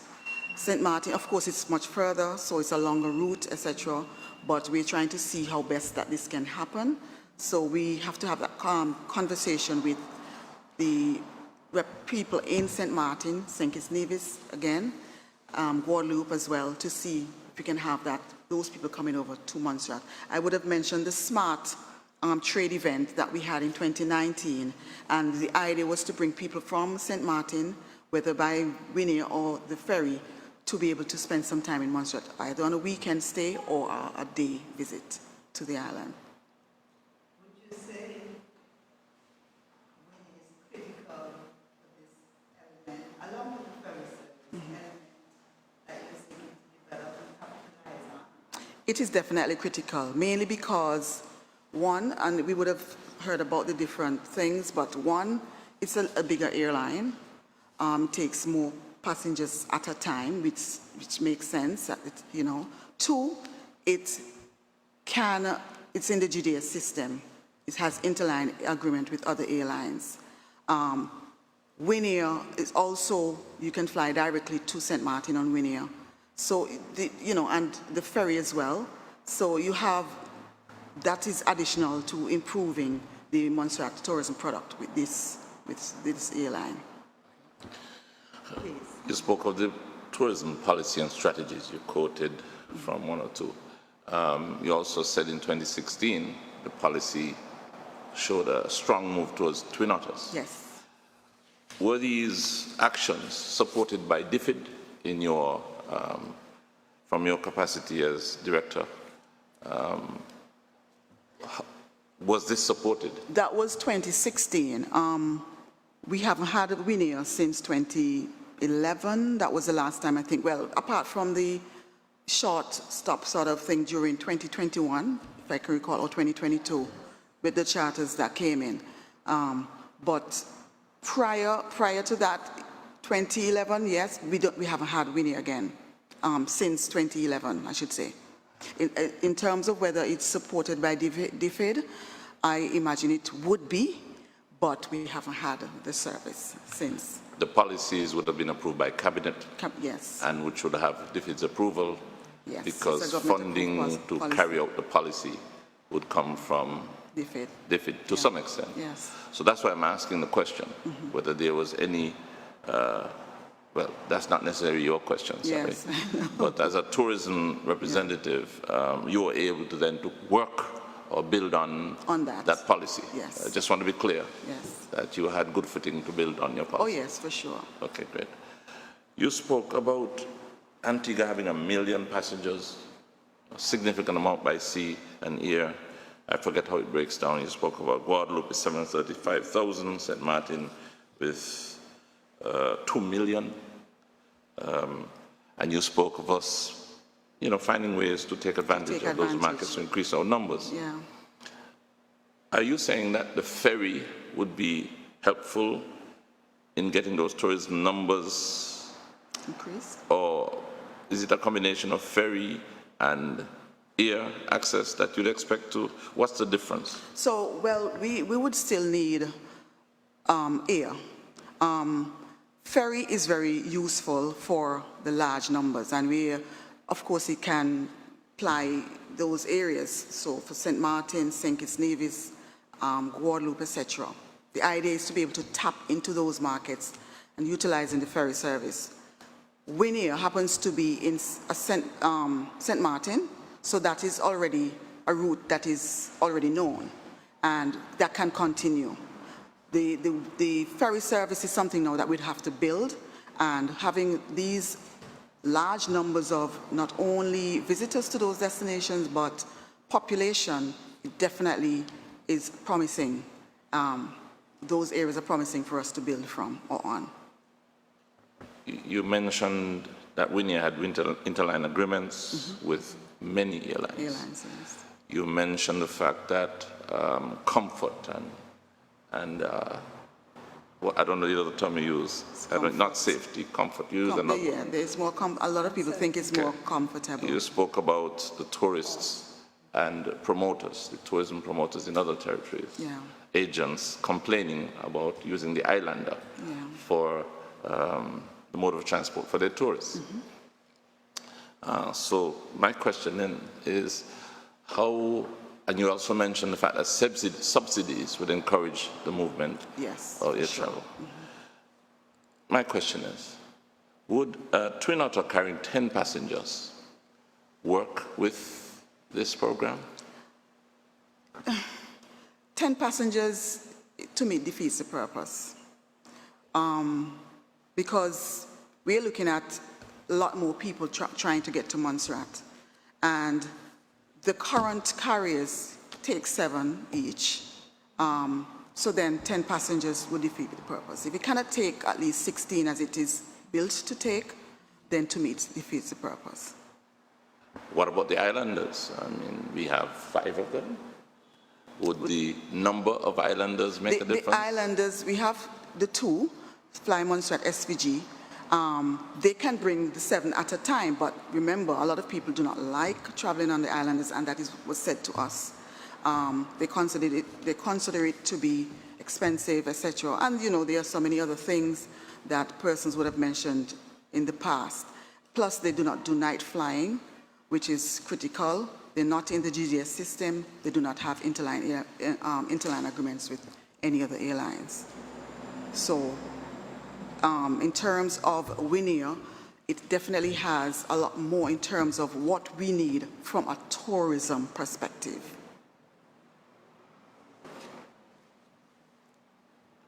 You spoke about the special fares for tourism agents in Antigua, wherever, for your day trip, being $150 US. The 150 is after they would have received whatever the tour operate is. I just can't remember what the rate was at the time, but they would have given a rate to operate on the ferry, and then they would add on. Okay. So the add-on now would bring it to the 150 per passenger for them to be able to enjoy Montserrat. So tour operator rates are important to be able to help to build the traffic. So I just want to be clear, the 150 US covers what? Generally, it would have covered the ferry ride over, a lunch, and a tour of the island. And I would go back and verify the amount, sorry. But in my head, I'm thinking it was 150 US. That's about $400 EC. Just about 405 EC, yeah. And is that available right now? Not that I'm aware of.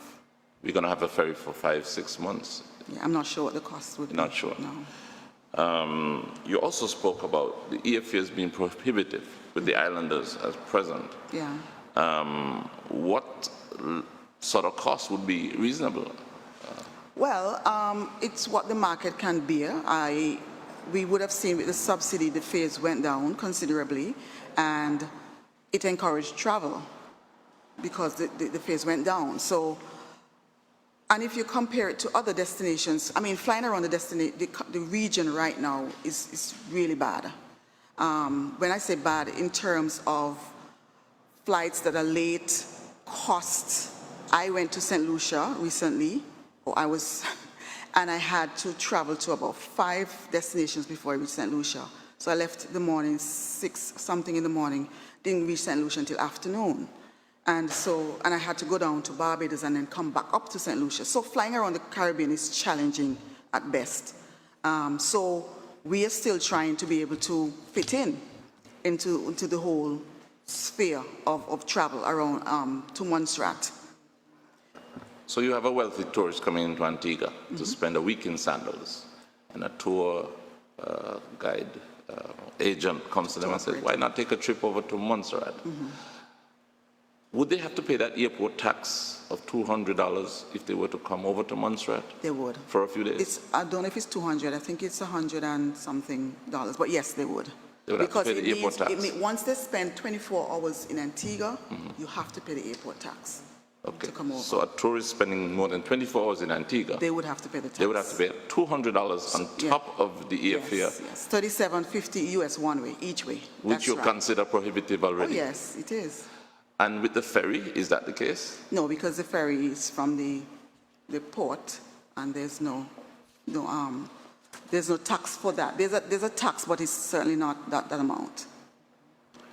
You spoke about wanting quality Visitors? ferry and air services. What do you call quality? Comfort, safety? Where does safety come into this? So, and you're right, quality is comfort and safety. Safety is critical because and we have heard about the challenges that happened, unfortunately, with Fly Montserrat over the years, and that sort of put a damper on things. A lot of people are very fearful about using the smaller carriers because of some of the, the fears, basically. With regards to the ferry, safety is critical, or any form of transportation in and out of Montserrat, safety is critical because it can literally stop travel coming to Montserrat. Because if people are not thinking that the service is safe or that they are given value for money, they would not come. You said that Winia continues to travel to Montserrat using Flanders in 2021 and 2020. Can you refresh my memory? It was just for a charter service. I think it was 2020 during March, St. Patrick's, 2022, was a charter service. So you only came for a couple of days during that period. And that was organized by private individuals or by the government? I think it was organized by the government, yes. By the government? Office of the Premier. You spoke about Montserrat twinning with Antigua, and that you were able to promote Montserrat along with Antigua when they were promoting Montserrat, and that even the ships coming in were able to take advantage of having an additional form of attraction to visitors. Can you tell us what the Antiguan response, your Oh, yeah, sure. As a matter of fact, the person we were speaking to was just asking again recently, when are you guys getting the ferry? Because they're really ready to start the service between Montserrat and Antigua. So we can't wait to say when we're going to get the ferry so that we can start the conversation again and hopefully to build and continue. So partnering with Antigua means the tourism director here partnering with the tourism director in Antigua, yes, as well as the operators here and tour guides partnering with the operators and tour guides in Antigua. Yes. And haven't you tried to do this with air access?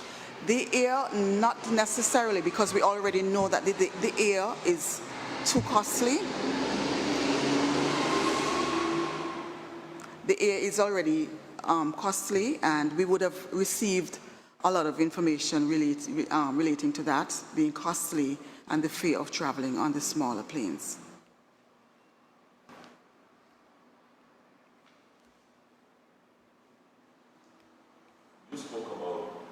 You spoke about locals needing to use access as well, not just tourists. Of course. Do you consider locals, those locals, you're referring to those who come for St. Patrick's, or those living on island? Living on island. So the diaspora, of course, would come for St. Patrick's, Christmas, etc. But those living on island as well, they would welcome that service that would be able to take them across Antigua. Not that we want to take people away from Montserrat, mind you, but it's always good to have that additional service to get people to be able to go out and do their little shopping here and there and come back. You're also speaking of locals in Antigua, Antiguans who may want to come down with our arrangements between churches or schools, school groups or and whoever. so on, yes. Are they considered part of your tourism numbers? Very much so. We've had talks. As a matter of fact, we're hoping to do as I mentioned before, some sales calls in Antigua, now that we know the ferry should be coming pretty soon, to speak to some of these same people again, and hoteliers, the groups, etc., to be able to bring that back. Antigua always had a lot of Antiguans always had an interest to come over to Montserrat, especially during Easter. I'm sure you remember during the island road relays and so on. A lot of Antiguans usually come over Christmas time. They would come over St. Patrick's, etc. But they do not want to come on the flight. One, they say it's too costly. Two, they're very fearful. I need to be clear, because are you suggesting that by subsidizing the ferry in a different way to which you subsidize the airfare, you're able to bring a different group of passengers to island? I need to be clear, because there's been talk that the ferry is more heavily subsidized than air, and the airfares should be comparable. The subsidies should not encourage one to have an advantage over the other. Is there a particular action by government to how do I put it, make advance sea access by ferry in a unique way to which they would be promoting air access? You're talking about the ferry that is coming now, or ferry in general? In general and coming. Yeah. Okay, well, I'm not sure as to what it is in terms of the ones that is coming now. subsidizing the ferry service, and I imagine, you know, it would definitely cost more to subsidize the ferry. It has cost more to subsidize the ferry, and some may not see that as being fair, but the ferry, for one, brings a lot more passengers. As I mentioned, it can ply the waters at night, and it's a little bit more flexible than the air carriers in that after sunset or once it's dark, you know, you can't travel on the flights right now. So in terms of the ferry, the subsidy definitely would be a lot more. As to whether or not it is fair, not sure that I can answer that question. How about, perhaps you all may have considered that or have done it before, where because you're seeking to target groups and you've outlined a number of groups, churches, schools, etc., cultural groups, you name it. Is there a package for them? Have we explored that or tried it? No, we haven't, but it's something that we're actually looking into. As a matter of fact, we just put together a letter just before I left the office, just to see how we can have that dialogue again and see what sort of packages that we can put together. And I would have mentioned the tour operators at the time had packages in place for their tour passengers, etc. Are you, sorry, because I picked up,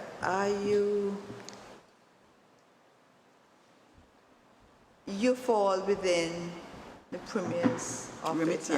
Yes. And how involved is your department with what's happening with the ferry? And I ask that because for you to plan and to liaise with many of the persons, you need to know, because one of the things is the certainty, which is critical.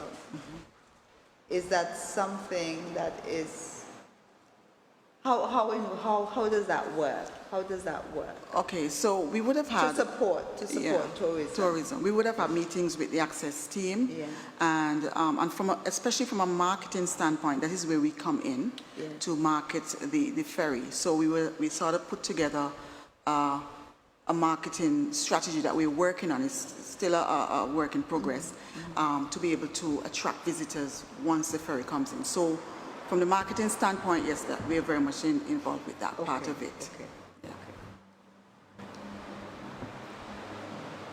I just this morning received a text by WhatsApp informing me that a weekend takeout business is closing, and that it says that after 3 years in business, operating for the past few months have been the most challenging they had ever experienced.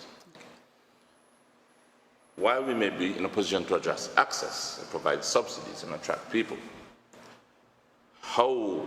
it's a broad question here, how are the businesses going to take advantage of it? Will they also get assistance so that monies invested with access can be to the benefit of those who remain in business? In terms of assistance, I don't know in terms of assistance that they would get, if it's monetary you're referring to, for example, but I mean, if we have more people coming into Montserrat, it means it opens up even more business for them and would help them to remain open, you know, try other things, etc., because you have that flow of traffic and people coming into the island. So my question really should be, how has not having the ferry, not having the right airlift, having COVID hit us over the past 3 years, how has that impacted the businesses that depend on access? Definitely would have impacted the businesses negatively. A lot of people, as you mentioned, one person is about to close or has closed, and the others who would have closed as a result.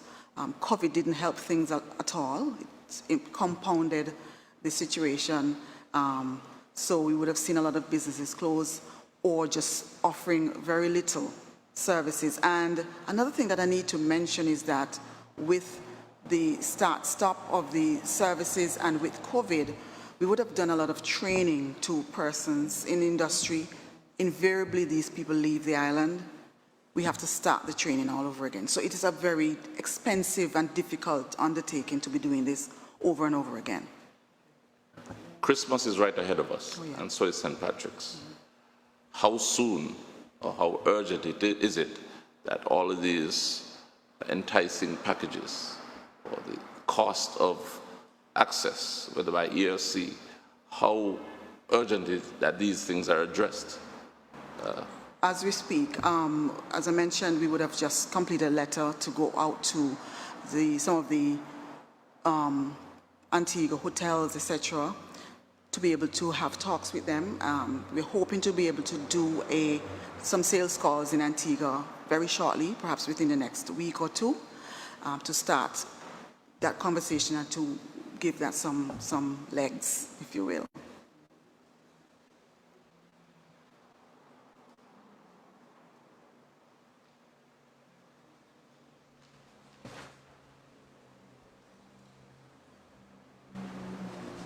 And you can answer this as Guy did. Given what, as you've shared, what has happened with COVID and the loss of trained personnel and having to retrain, and what's happening in your market, how can we, through the entire access, how does the ferry also affect the businesses in terms of accessing what they need sometimes for the businesses to flourish? Have you had reports of how they're impacted? We have had.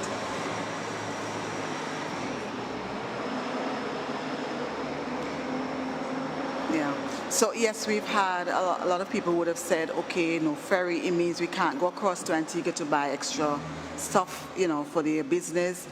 Of course, we have items on Montserrat for sale. The supermarkets sell, food, vegetables, fruits, everything. But sometimes, invariably, they may want something different that they would want to offer their clients and so on, something that is, unique or different to what we have. And so the ferry is not available. It means they can't go across to Antigua as they wish to be able to purchase things, or even to just a little weekend getaway sort of thing. That is not possible. As well as in terms of us looking at business, not just persons, but avenues for some of our products to go to the other places. How does that impact? You're talking about trading in general. So the ferry we weren't using the ferry as a means of trade per se before. Okay. And I see what you mean in terms of, say, for example, Prime. You have people who would produce all of those nice items and to find that market to be able to. The ferry was never utilized for that in the past. I don't know if it's something that can be looked into, but it was not really utilized for that in the past. Okay. There was an effort before COVID to encourage seamless travel by sea, so that the tourists who want to take a detour would not have to go through the lengthy immigration and customs process either in Antigua or in Montserrat. I'm sure you remember that. We also had an interviewee speak about the need for an agreement at the airport in Antigua for passengers arriving from England, for example, not having to go clear baggage and then re-enter through security, and that there should be some agreement where they remain within the walls in transit and are able then to move more quickly to catch their flights, which may be late in the afternoon. Is there any benefit to tourism to doing that? I know it's an open, obvious question. But it definitely would benefit tourism. I don't know that can happen because it's two different airlines. And remember I mentioned the interline airline agreement. And if, for example, BA or Virgin doesn't have the agreement with the onward carrier, that would not happen because and especially since 9/11, things would have changed. So you'd have to come back out and, as you know, take the flight again and book again and so on to be able to come over to Montserrat. That would definitely be a good thing in that it would make it, as you say, very seamless. But without that interline agreement, I'm not sure that or when or how it can happen. Not to say it can't, but.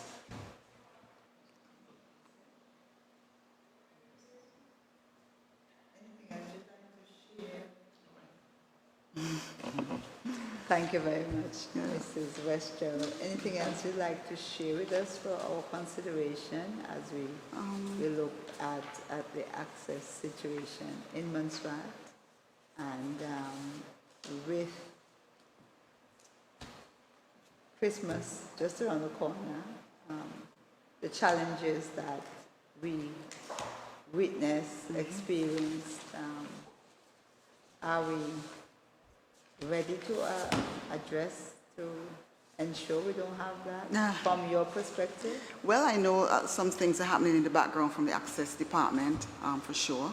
I know in terms of rough seas, it's not something we can do anything about at the moment, but work has commenced on the port project, and hopefully in the future that would assist us and help us to be able to have more access, whether it be cruise or the ferry via sea. Make it more a possibility, I should say. That said, we just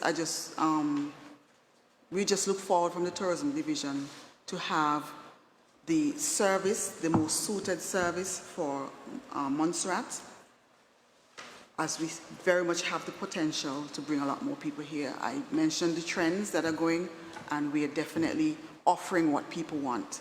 So, and we're working on the product itself. So definitely, people definitely look forward to coming to Montserrat. It's just that we have to make sure the access is right.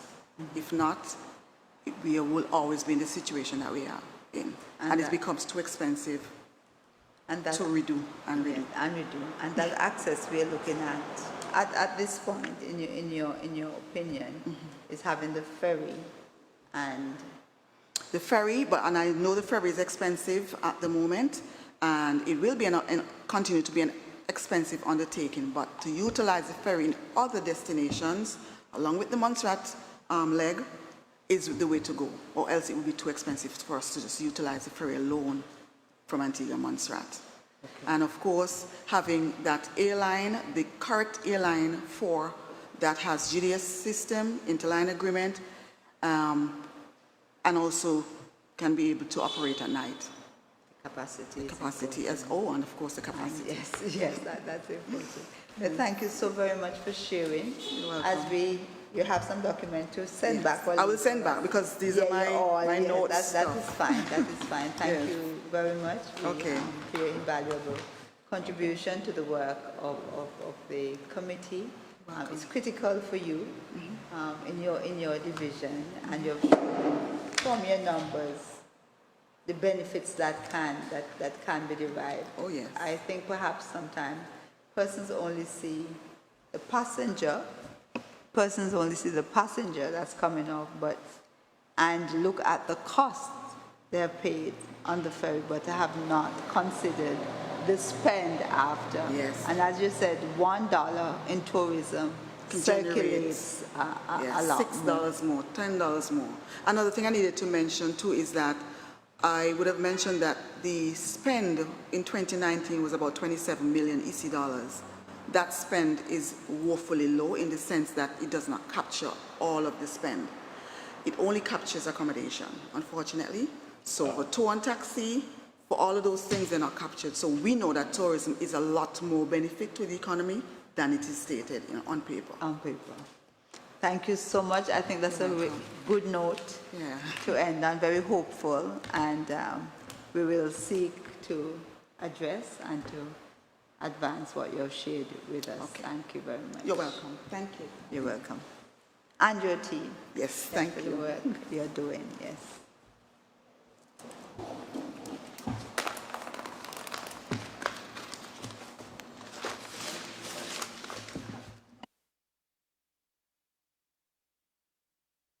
Okay. If you will, thank you very much again. Yes, we will. See? Okay, we'll continue. Mr. Bass?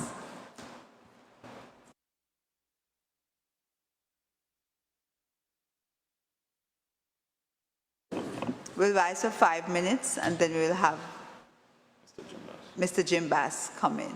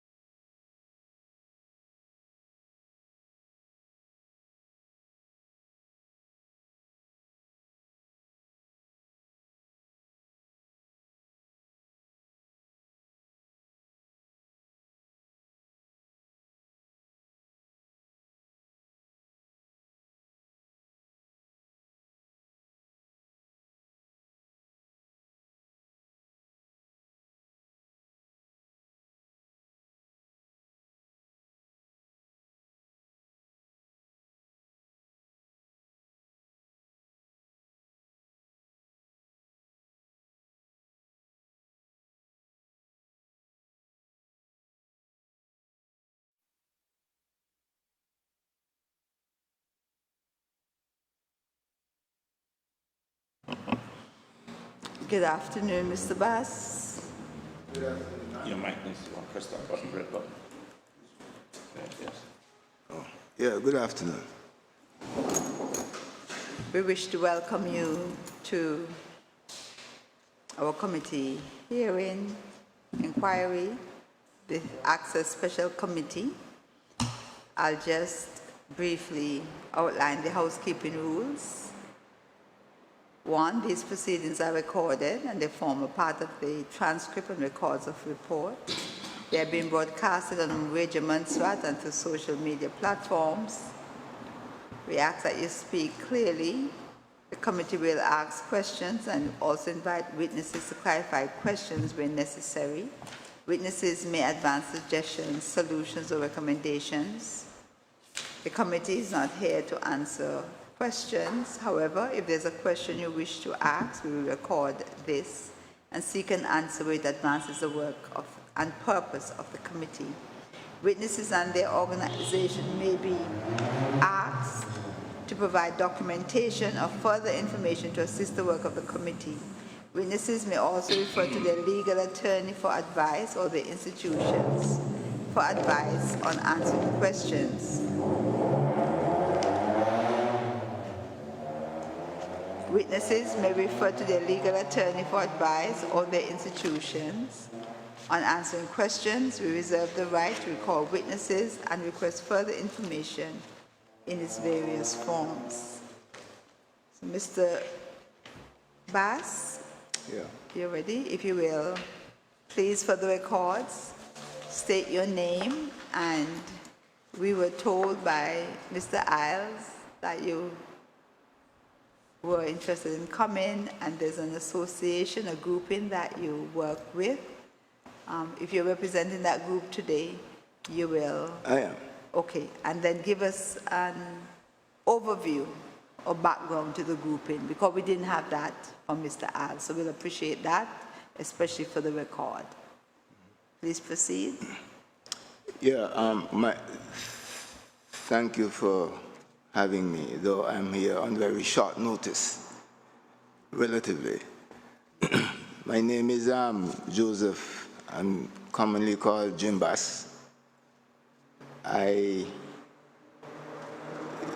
currently live at St. Peter's, and I represent the Committee for the Redevelopment of Montserrat, CRM, with which I think many Montserratians or most Montserratians are familiar. We are a registered non-profit organization. We were registered in 1999. And the reason for that is that we believe that given the scope of the disaster, the volcanic disaster, that the task of recovery required the participation of all the citizens of Montserrat. So we set up ourselves, we got ourselves registered. Our members, many who have left the island or died, included engineers, economists, accountants, and various other businessmen and various other people from this island.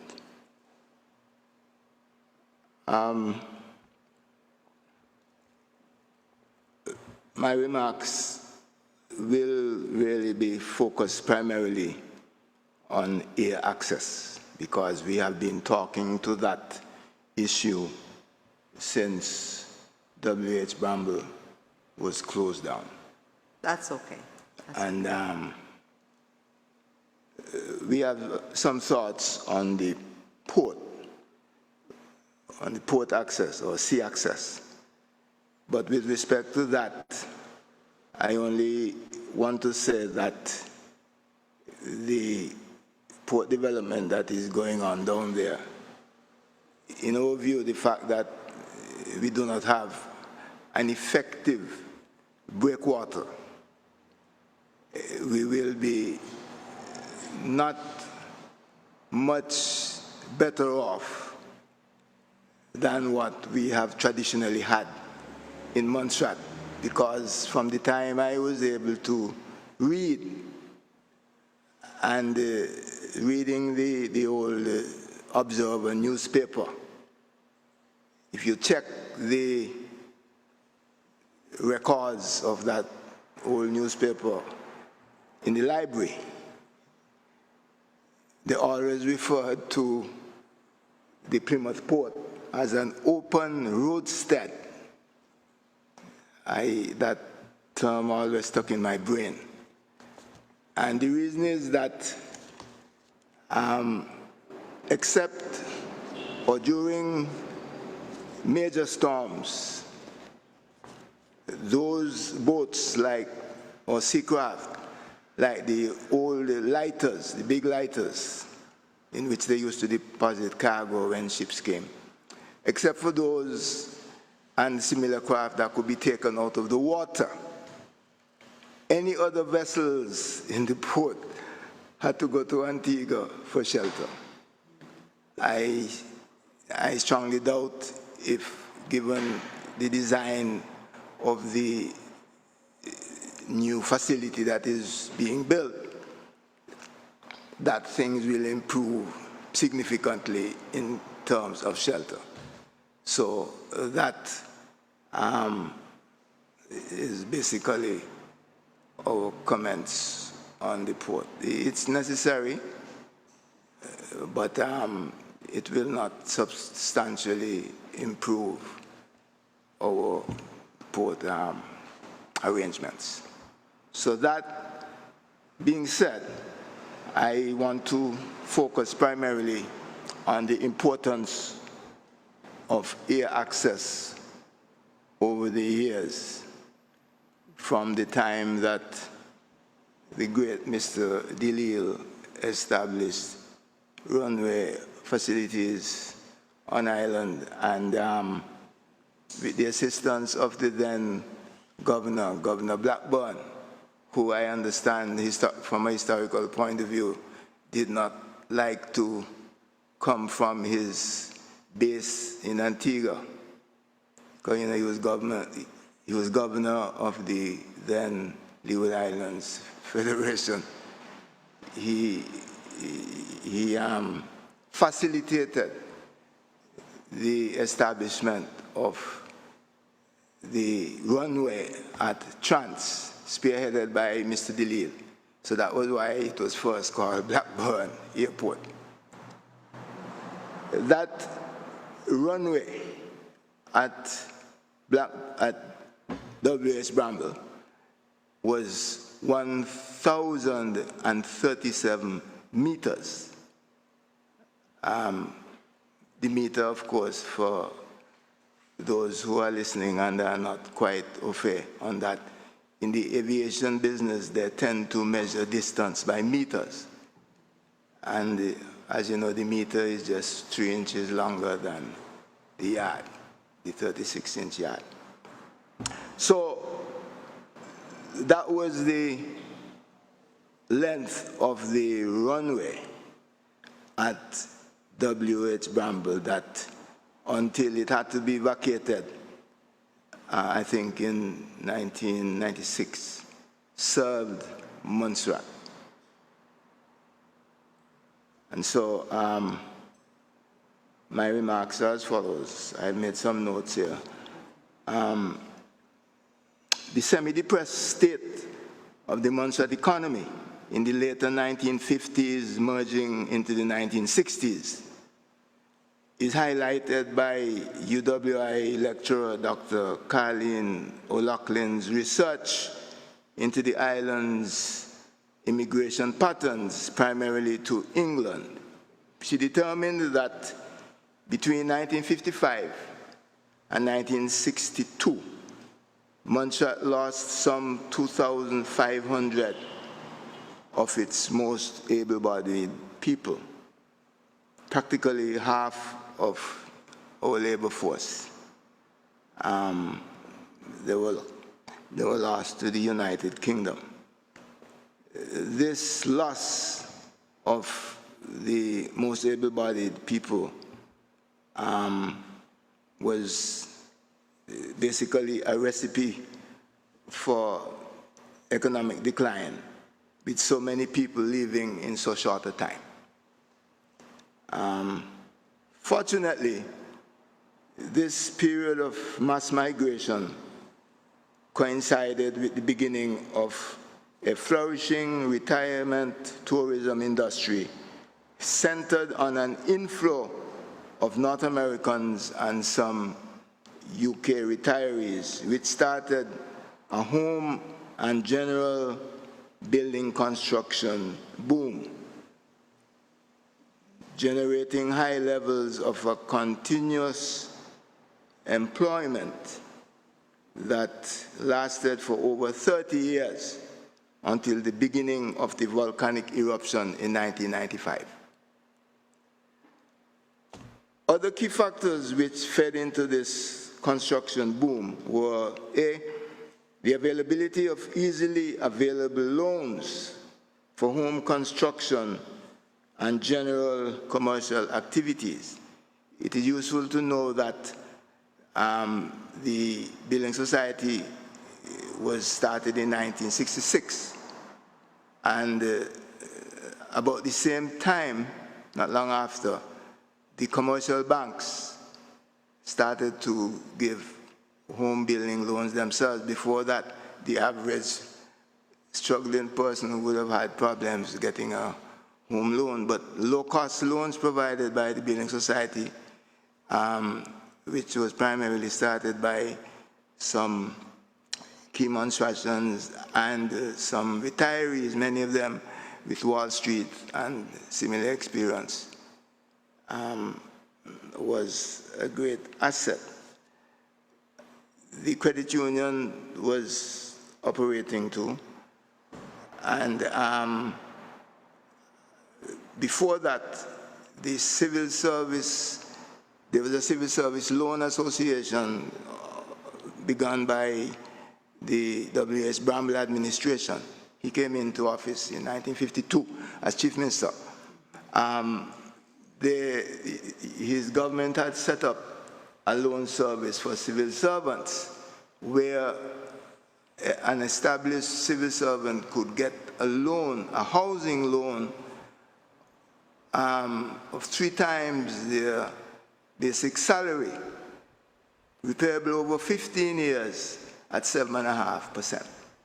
And that made a massive difference to a lot of people. So you had a combination of loan funds that, apart from the ability of the retirees from overseas, contributed to Montserratians being able to borrow at reasonable cost and build.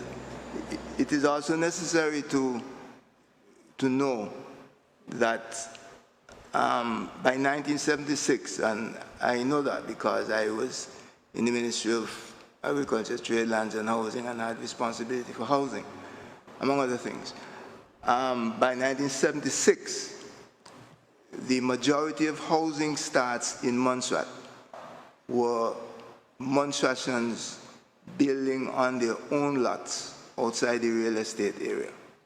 That's a historical fact which is useful to remember. This due to the availability of loans that drove the building boom. Mm-hmm. And so, at the same time, we have, apart from the availability of easily available loans for home construction, there was air access by retirees and other visitors that was in fact very important. And plus, sorry, you had air access by and for retirees and other visitors, in addition to the very important air freight aircraft into Montserrat that was relatively easy, adequate, and safe. So we sometimes forget that air freight is an extremely aspect of local, regional, and international trade. Okay. Okay. You have, right, I don't know if things have changed, but not long ago I was told that over the last couple of years, even the mail leaving the post office, and you can double check that, had to depend on a boat from Antigua coming down every 2 weeks on a Thursday to take out the mail, because the little planes that we currently have cannot take on that freight. Okay. Critical. Mail, mail is so important to everybody. And during the time that we are here, you are free to call the post office. We will and verify find out that. if We will that's verify true. that, yes. But Yes. this is a fact. Freight into any economy is critical. We sometimes forget that it's not only passengers alone. Thirdly, the factors which drove the construction and employment boom was a tourism infrastructure that included some modern hotels, such as Viewpoint and Montserrat Springs, that provided the accommodation. I remember when the real estate business started, with lots being sold on Alveston, Woodlands, Old Town, etc. Prospective buyers, retiree buyers would come in, they would stay at Viewpoint Hotel and ensure that the arrangements were in order to start their homes, and then they would leave. But there were this hospitality, this hotel infrastructure was very critical towards getting the boom and the employment that it generated started. And so apart from the hotels, you also had the golf course, this 18-hole golf course, which met international standards, I understand.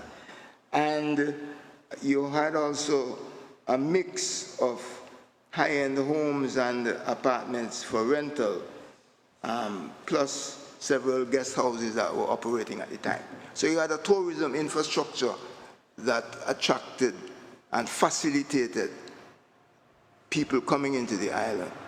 And that was facilitated generally by... Just one moment.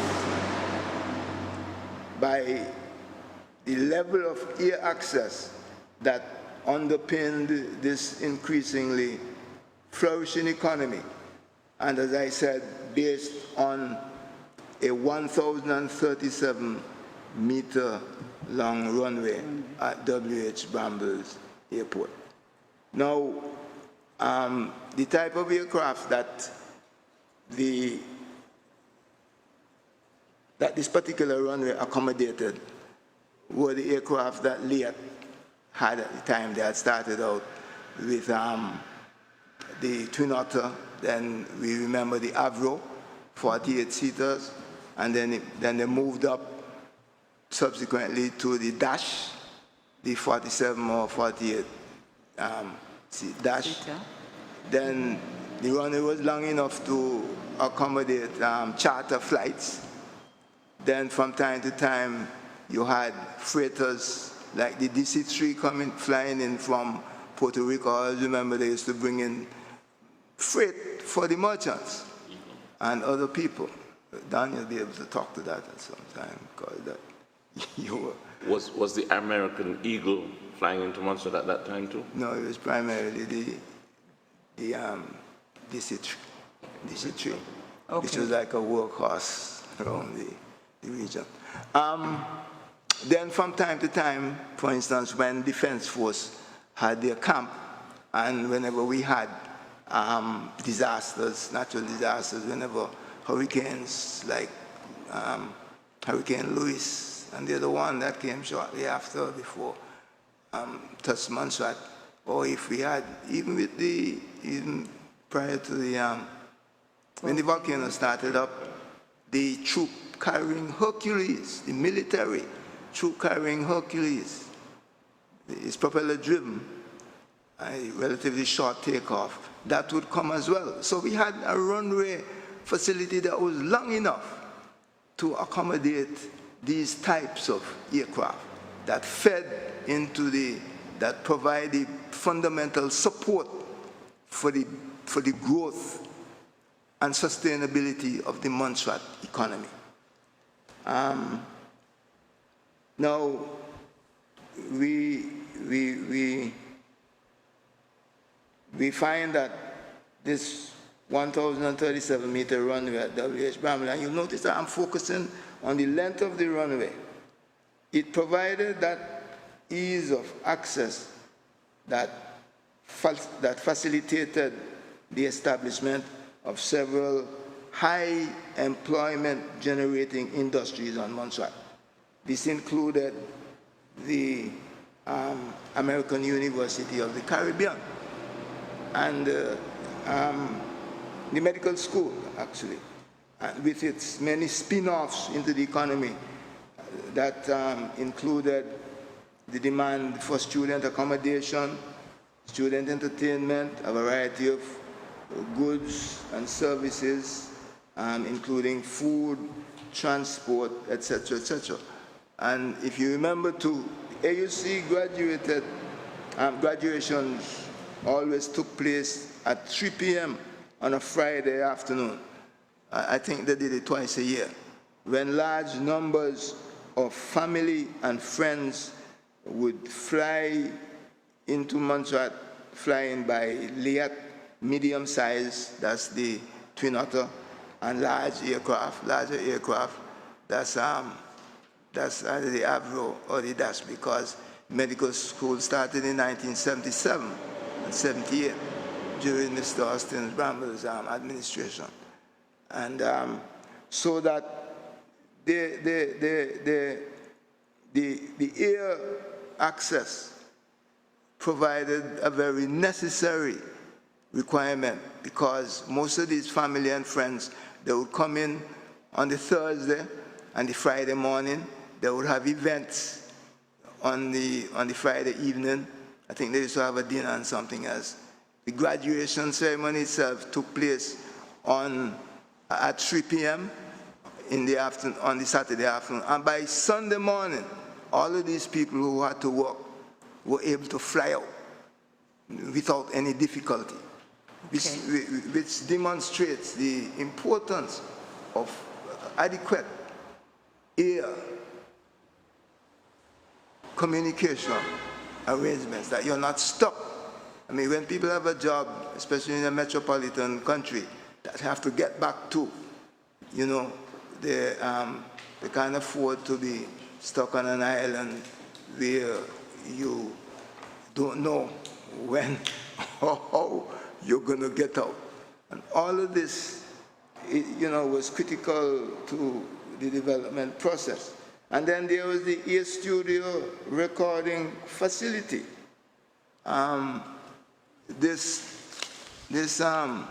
During its time during the time that it was located in Montserrat, was the most modern of its kind in the world. And we all know that the recording artists who came here were also the most famous in the world, bar none. Just a few names that you remember: Paul McCartney, Stevie Wonder, Earth, Wind and Fire, etc., etc. These people, they all came not by Islander or Twin Otter. They all came in by executive jets. All of them had tight schedules. They couldn't afford to be sitting around and fooling around for an extra moment. They all came by executive jet. And the runway, the 1,037-meter runway at W.H. Bramley was long enough to accommodate these executive jets. And keep in mind that the relatively free advertisement that Montserrat received as a destination frequented by the world's most famous entertainers was priceless. And what those visitors liked was the fact that they could roam about and hang around unbothered by local people. It's not in our culture to harass famous people. You know, so all of this was a selling point for Montserrat. The runway was key. The runway was key. You know. Then, and so, given these types of, then we want to talk about Radio Antilles. And that was an entity in itself. And keep, you know, when you have a facility like that and you have parts going bad, you must be able to get in by air freight the necessary equipment that you need. You can't run a sophisticated business or, you know, an expensive business by waiting for a ferry that may or may not come in because rough water is down at Little Bay. You need air freight capability. And it's only a runway that is long enough to accommodate those types of aircraft that can meet those needs. And so we have to input those types of thoughts in our thinking when we are looking at air access. Yeah. Now, it is CIM's contention is that Montserrat has immense possibilities for development. And given the unmistakable economic decline that the island has experienced over the last 23 plus years, with the supposedly temporary, because that's what the British and Halcro and the local and the government at the time used to call this 596-meter long runway. The fact that that we have a lot of potential which we cannot develop because of the limited runway space is illustrated by the decline of the economy that we are currently experiencing. And given the past history of air access into Montserrat, that was easy, adequate, and safe, Montserrat cannot, and I repeat, cannot be rebuilt on the load-carrying capability of a few 9-seat islanders and the occasional twin otter aircraft. Do not forget that there are significant numbers of Montserratians who swear that having come once on that too short runway, and I'm going to prove that in a while, on that too short runway, they're not coming back, either on the Twin Otter or the Islander. And all of you have friends and family, and those who are listening to me on island here and in the diaspora, I'm sure, with very few exceptions, that you have some friend or relative who say they're not coming back on what we are currently using to move people. And I'm not out of Antigua. I'm not even talking about the baggage, your checked baggage that may take 2 and 3 days before you get it. You can't really rebuild a country or build any country on that type of transportation. Okay. Then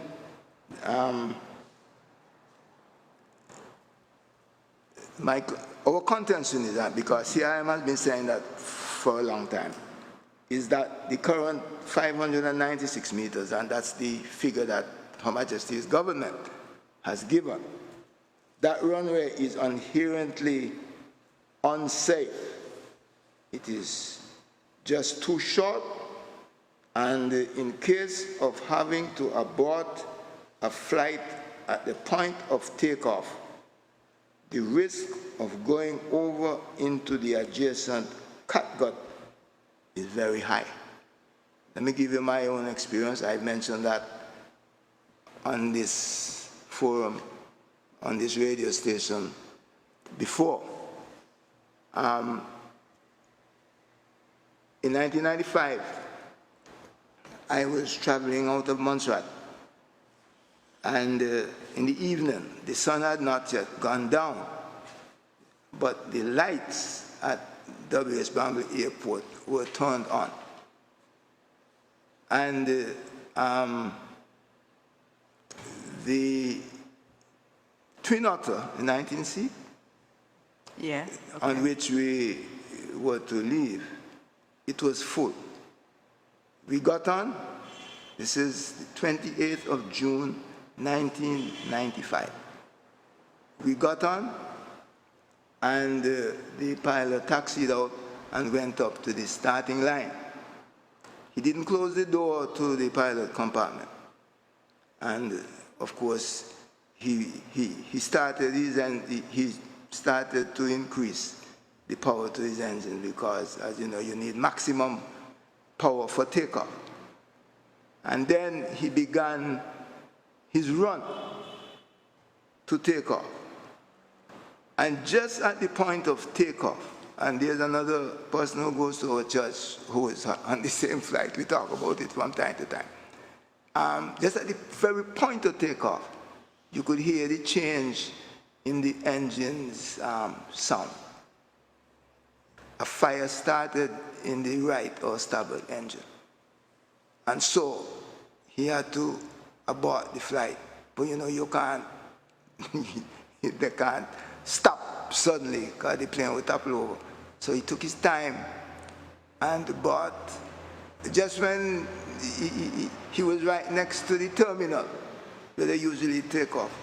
And so he took his time and he came to a safe stop.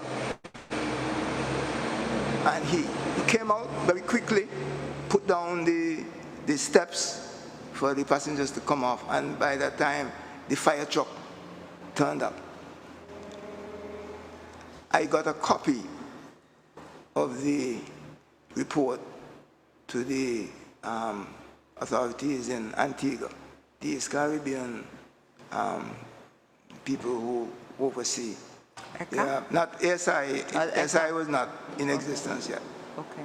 And so I got a copy, and what the report said was that it came to a safe stop at 769 meters down the runway.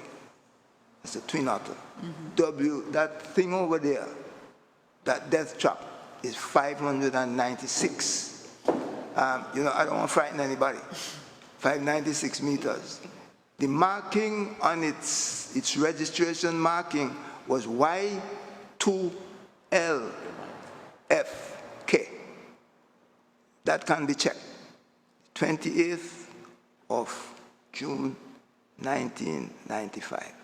Could you repeat that, the marking? What were you saying? Y2LFK on the Twin Otter Liat aircraft. We hung around for a little bit, for a little time, and they sent down another flight to take us out. You know. I want to say something that Ray Tyson, one of our colleagues, one of CRM's original members, Ray has left Montserrat, but he came to Montserrat around 1989. He lived there for quite a while. Most people knew Ray Tyson. Ray was, or is, well, he's retired now. He's a mechanical engineer who used to fly his own twin-engine aircraft, so he knows about aircraft. And in our discussions, because we have had discussions about air access several times, CRM, on Radio Montserrat, up at St. John's. And Ray had a saying, Ray would always say that when it comes to aviation and runway length, etc., he would say that length is strength and height is might.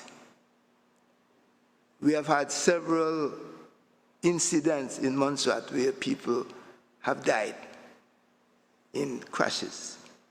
And when you check, it is due to the fact that one of these, or all two, were not in order why the crashes occurred. Length is strength. For instance, if you, as had happened in some years ago when we had a crash at WS Bramble, I was in charge of the Ministry of Common Works at the time, so they called me.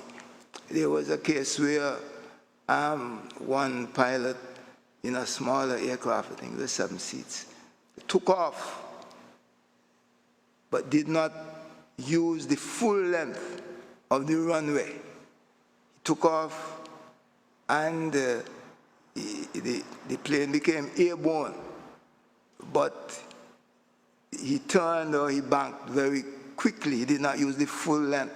One person said that if he was working for late, that they would have dismissed him. He lost his life. The official report said that he did not use the full length of the runway. And so what had happened is that he took off, didn't gain height, turned too quickly, and the left engine stalled and just drove them into the surf. Length is strength, Ray used to say, and height is might. Okay?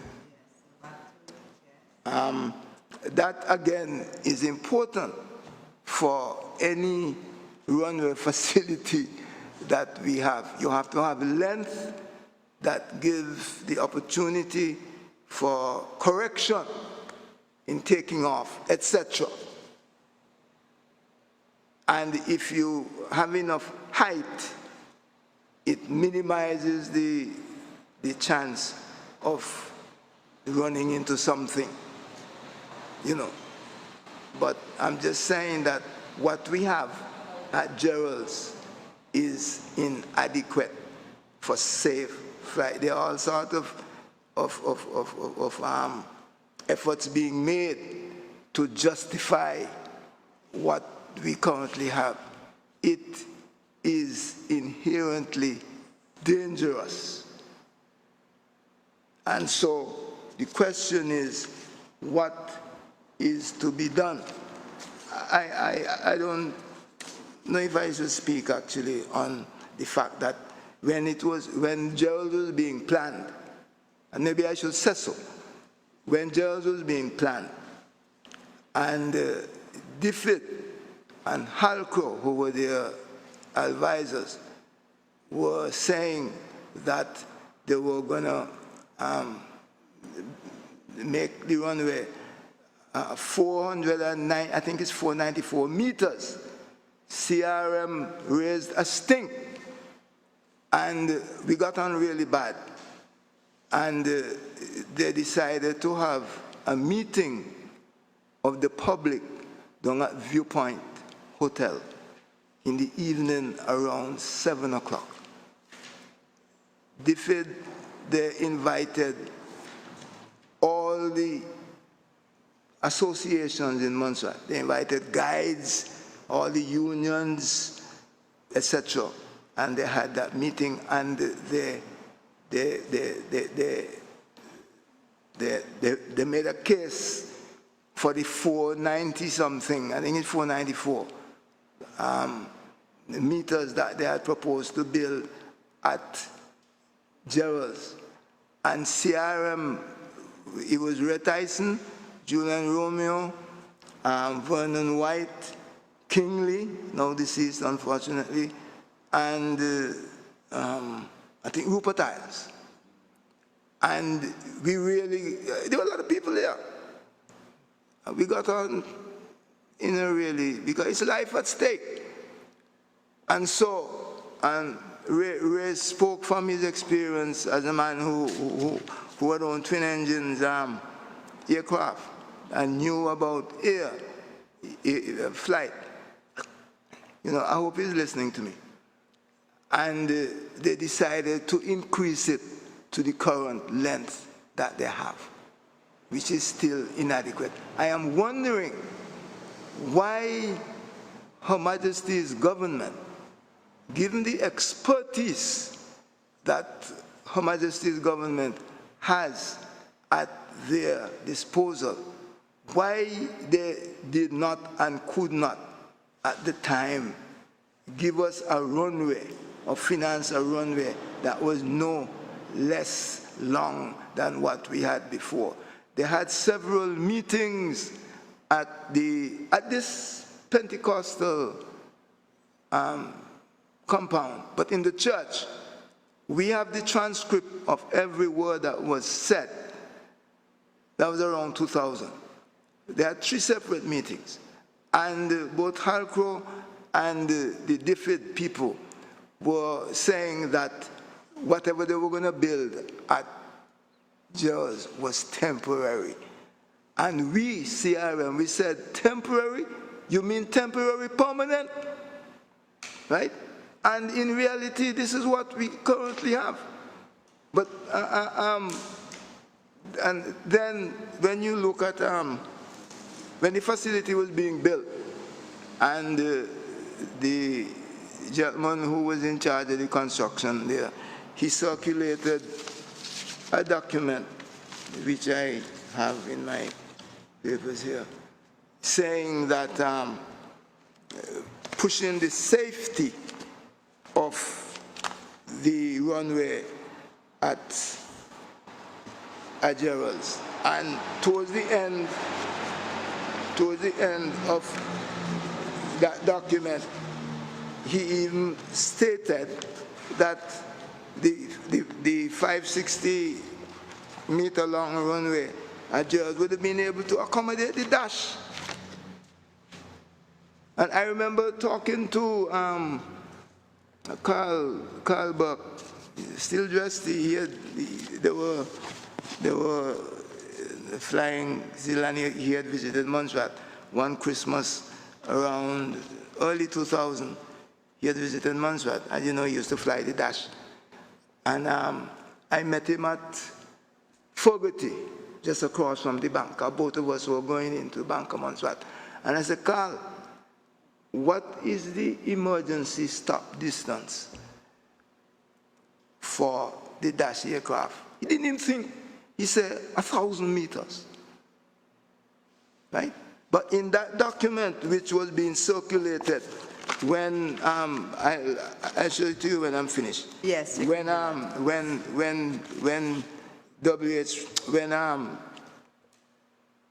the Gerald's runway was being built, one of the official information sheets that was being circulated said that, well, it would accommodate not only the Twin Otter, but the dash as well. Mr. Bass, if Yes. I may, that document was written by whom? Carl, Mr. Hogan. No, the document you're referring to. That's Mr. Hogan, who was the manager in charge of the construction. I have it, I can show it to you. He had a document that said what? He circulated that document, giving information with a one-page document. You will get it first, Yeah. please. No, I'm So, just yes. making the point that Yes. it exists. Yes, we would like to have that. We Okay. do not mind, sir. Please continue. I suppose that's the only one I have. Yes. No, I'm just fooling around. I'm saying, why? Why give us something that is, and mislead us at the same time? And so I'm saying that, I'm saying that in the issue, oh, let me add something else. Mr. Bennett Roach interviewed Mr. Duncan, the secretary, the undersecretary who visited Montserrat in 2000. Mr. Alan Duncan, remember him? He visited Montserrat in 2013, and Bennett interviewed him and wrote an article based on in his reporter. And Mr. Duncan said that as far back as he could remember, the disaster, the volcanic disaster suffered by Montserrat, that occurred in Montserrat, was the worst that had happened in any territory, any British territory that he could remember, 2013. And if you check the record, Bennett also pointed out that the Independent Commission for Aid Impact, which assesses the performance of British aid around the world. It's a non-profit. The Commission for the Independent Commission for Aid Impact. They rated you can check Bennett as well, because he put all this in his paper. They rated the project, the airport project at Gerald's, at a level of 2 out of 10. So that's what we got stuck with. I'm just saying, as I more or less come to an end for my statement. What is to be done? Please, that document is what document you said? Bennett, the document you referred to that rated Gerald's Airport as in 2 out of 10. The Independent Commission for Aid Impact. Bennett, Bennett made the point that they rated Gerald's. I mean, people need to know these things, because they rated Gerald's at a level of 2 out of 10. The defeat, because it was defeat. It was a defeat project. Rated 2 out of 10 for safety? 2 out of 10 in terms of whatever standard that they use as in assessing the success and the nature and whatever else, however you assess those types of projects from their point of view. Anyway, they are an independent non-profit that assesses UK projects all over the world. And what year was that, sir? Well, I think he printed that in 2013. Keep in mind that the Gerald's Princess Anne formally opened that airport on the 22nd of February, 2005.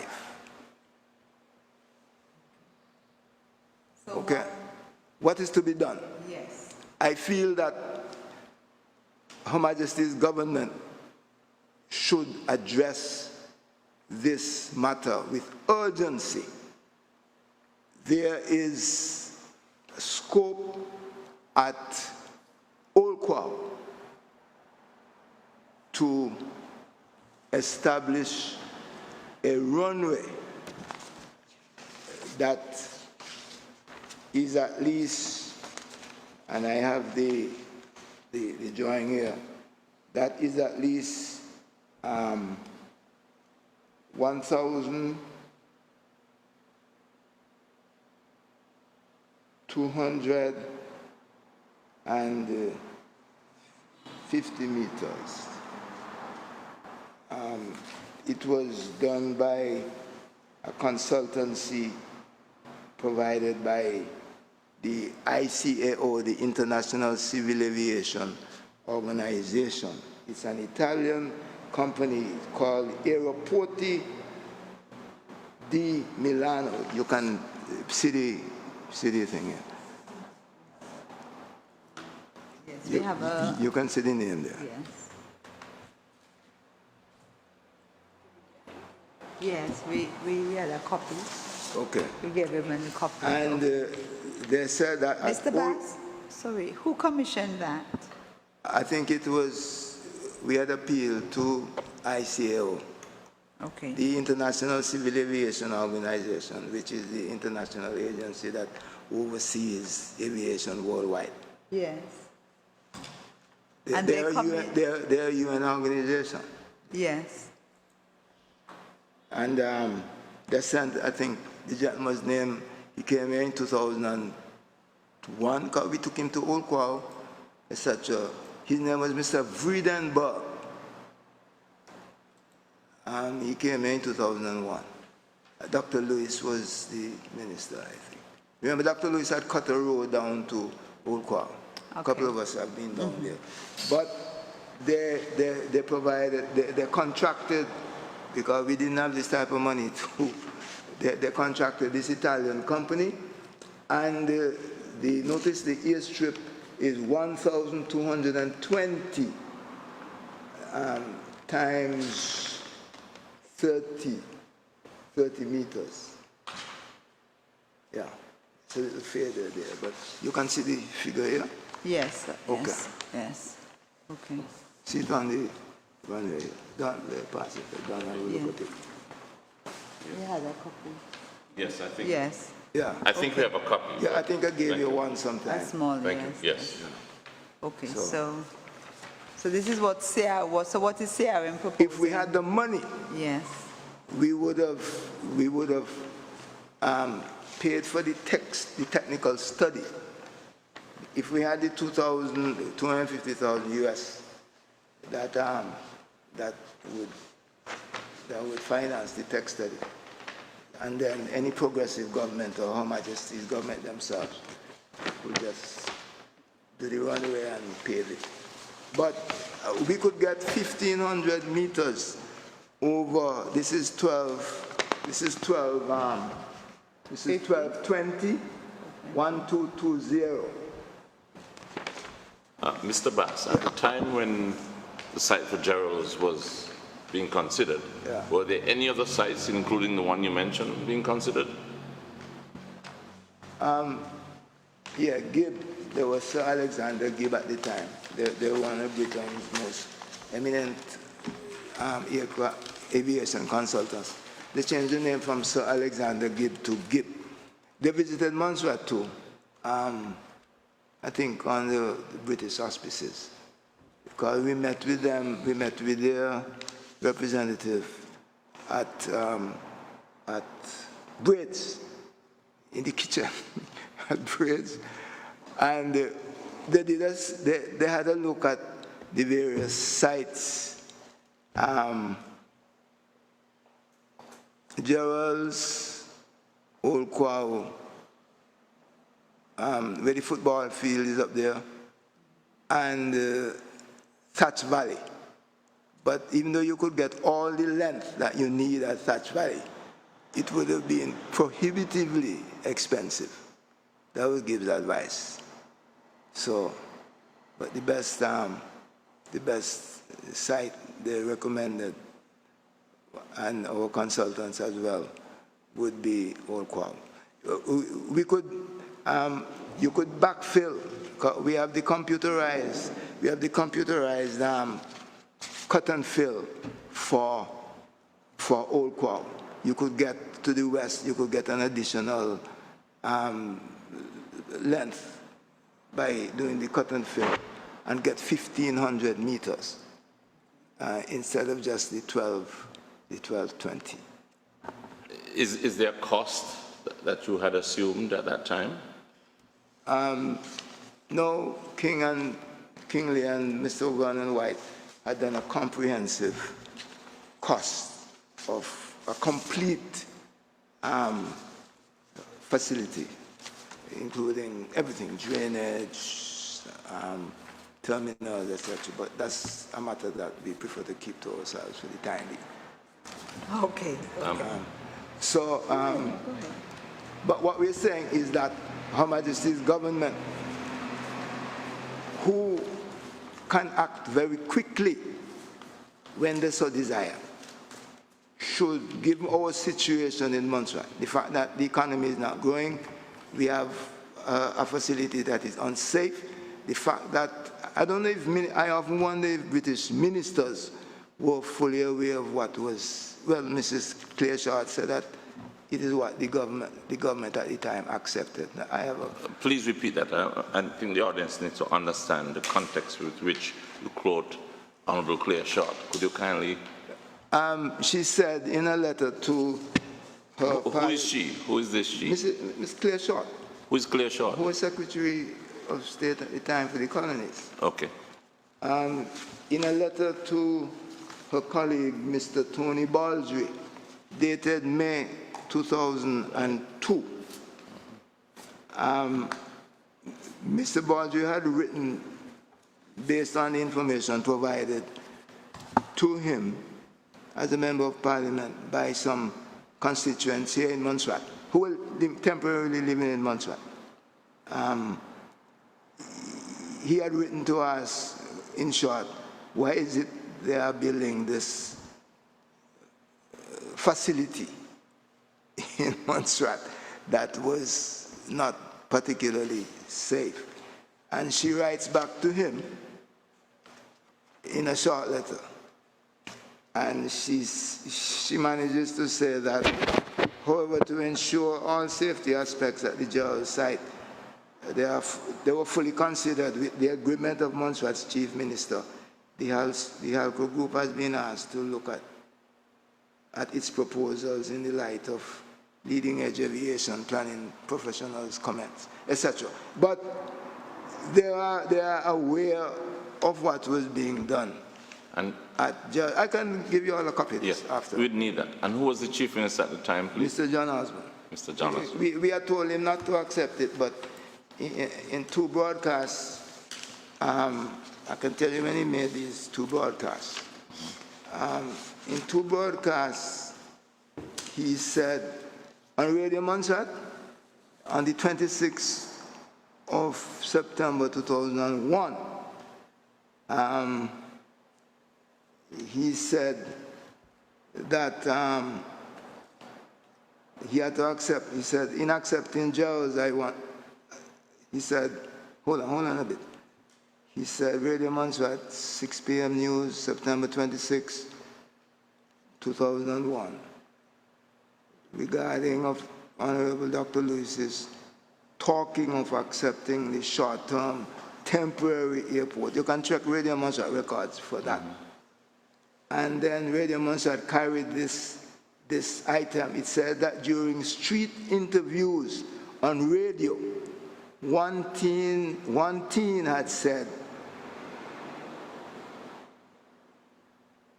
with respect to accepting Gerald's, and I think you will remember this, the teen had said, I want to fly before I die.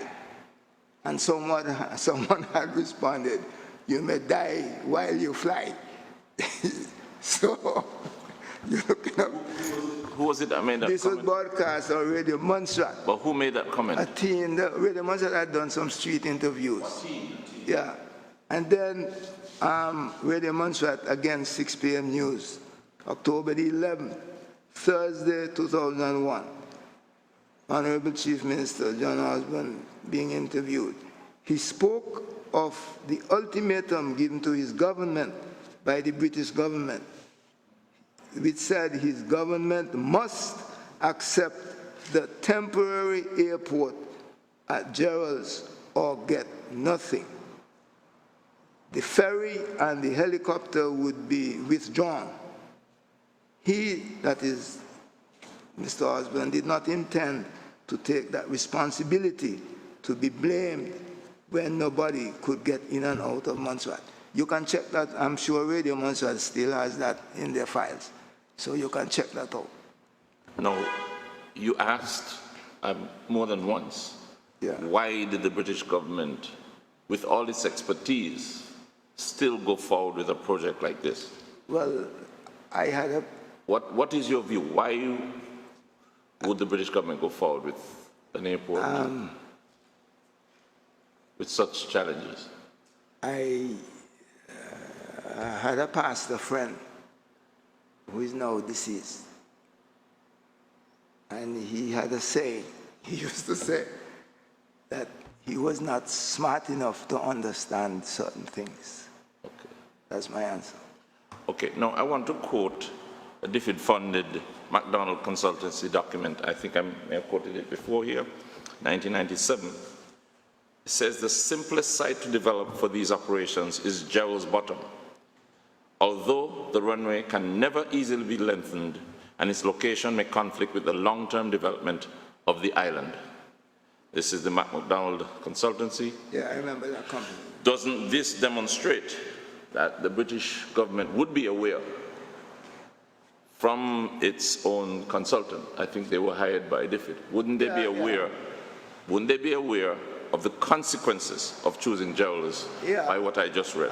Like I said, there are certain things you don't understand. But, I mean, furthermore, our consultant said that when you read the CAA, that's the British Civil Aviation Authority, regulations that covers aviation in the British territories, given and they quoted a part of that regulation which said that if, what's the effect, and I remember this, he said, if at the end of a runway there is a quote-unquote a severe environment, which means like at Gerald, you could go in the gut, that it should not be built. Okay. Are you aware of the 2005 DFID statement in its country policy plan regarding the impact of the level of aid provided to Montserrat and its survival? No, not very much. Well, in 2005, the very year the airport was built, the Gerald's airport was built, a statement coming from DFID, and I want to quote it, and I want to get your views on it. It says, without substantial external support, there is no likelihood of Montserrat achieving its ambitions. The population will decline further, and the more people... And what? Sorry, there's a vehicle passing by. Let me start again, because it was very loud. Without substantial external support, there is no likelihood of Montserrat achieving its ambitions. The population will decline further, and more people will become more heavily dependent on public services that the government would increasingly struggle to fund and implement. Yeah. This will lead inexorably to the collapse of the island's social, economic, and governance structures. Yeah, these guys are not stupid. This was written the very year the volcano was... The airport was built by DFID. By DFID, yeah. That funded the very airport. Yeah. How does that fit into the picture of what you've described today? Well, it's simply that it should never have been built. And if I as a management person, had to assess the overall economic consequences of this type of project, I would just not do it, because it has no beneficial. But look at the mess we're in right now with respect to air transport.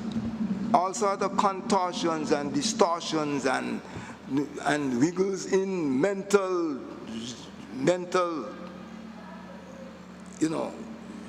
ups and downs are being displayed on public radio to justify what we have. I have an 8-year-old granddaughter, and I'm sure she's smart enough to reject those arguments. And somebody is taking us for fools. And let me add some. I'm going to deal with what Montserrat has to build on. Look at the volcano. What Montserrat is the Pompeii of the Caribbean.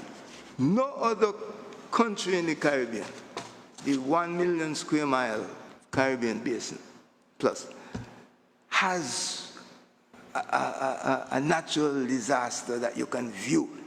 They call it the Pompeii of the. Pompeii was the Italian city at the base of Mount Vesuvius in Italy that erupted in AD 79, and they're still doing archaeological work.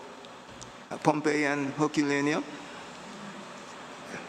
That alone, with easy access, a runway long enough to accommodate the aircraft that are currently by all these aircraft companies, most of them flying the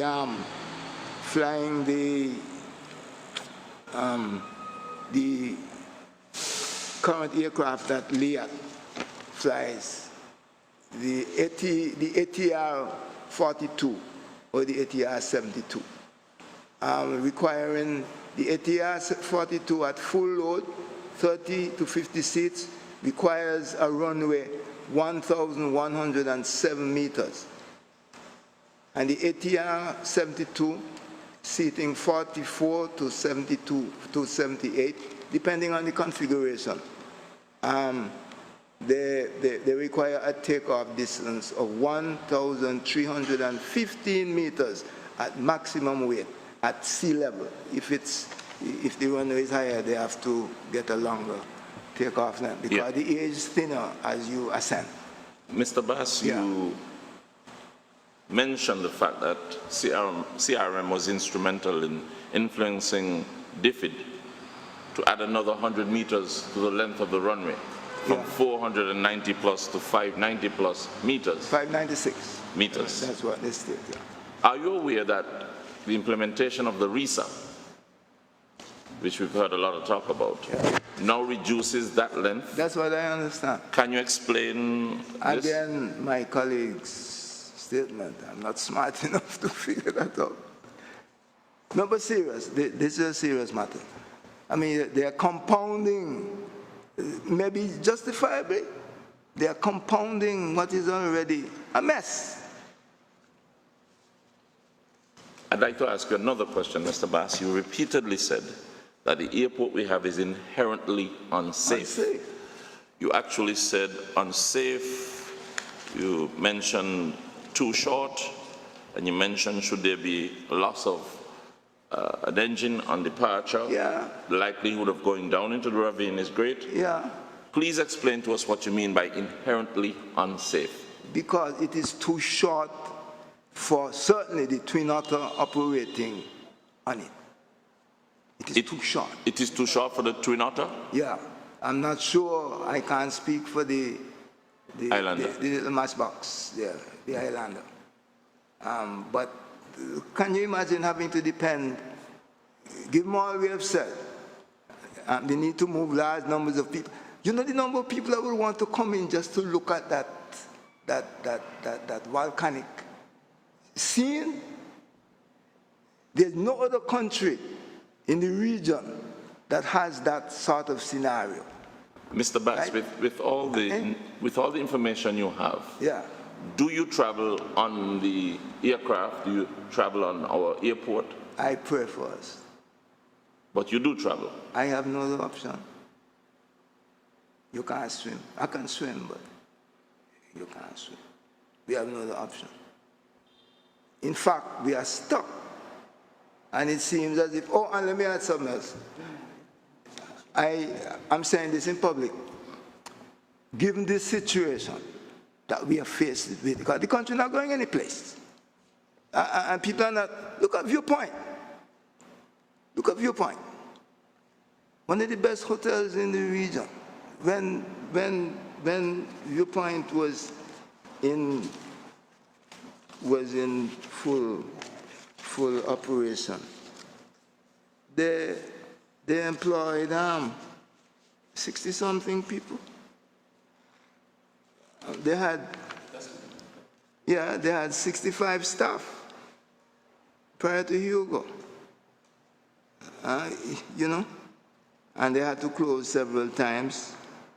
And Viewpoint was a gem, but it's been up for sale for quite a while. But to make that type of investment, beautiful facility. Where are people going to come from? What is going to, even if you were to do charters? In fact, Mrs. Altman tells me that in '94, in that conference center that they had built, when they had to abandon it, they had, in that particular year, they had 14 regional conferences. With that type of facility, where are you going to fill it up with? What the little plane they can bring? What do you call it? The Islander? One last question, Mr. Bass. And even the Twin Otter? One last question, Mr. Bass. Yeah. Would you say that sea access using a ferry can address the very same concern You can't you're raising? rebuild Montserrat on ferry. A ferry is occasional. You remember that video that a couple of Christmases ago when people were trying to come in? And you know, I've been on that ferry. I used to have to go to Antigua several years ago on the first ferry for the church meetings on several Friday nights because we were working on a project. And I've had situations where the captain came right down to the wharf and had to go back to Antigua. You know, you can't rebuild Montserrat on the uncertainty of a ferry. You know, doesn't make sense. But let me add one other thing. I'm just saying that Her Majesty's government, whenever Her Majesty's whenever His Majesty's government wants to move, they can move very quickly. British government can plan do the tech study for Old Quao and bring in with speed the necessary. In fact, Rupert Isles has made a list, because Rupert, as you know, is an engineering technician, and given all the experience he has had, they can bring in with speed the equipment needed and build a runway at Old Quao in very quick time, if they want to. And the last thing I would say, and I don't want to cause anybody any distress, but I understand we're having an election next year, and anybody who wants to offer themselves, for election, and the air access issue is not their number one priority, they should stay home.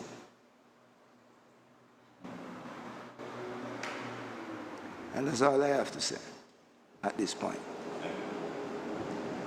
Thank you very much, Mr. Bass, for the historical perspective that you have shared with us and anchoring it on the need for a substantive investment, and quickly too, Yeah. to turn this country around and to realize its potential.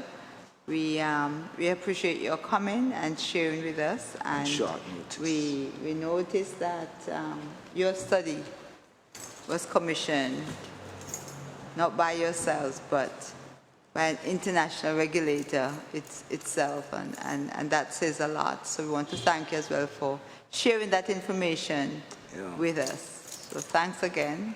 Yeah, you're welcome. And we will get the documents from you.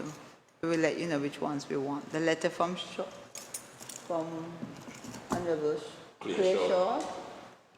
Yes. And other documents. And other documents. Okay, thanks again. Thank you to all who have joined us today. We've stayed quite a bit longer than normal, and so I am very pleased that you have patiently gone through with us. And for today, we will say goodbye, and then we will announce our next, which may be our last. But we're coming to a close in having our inquiries completed. At least this element of the inquiry.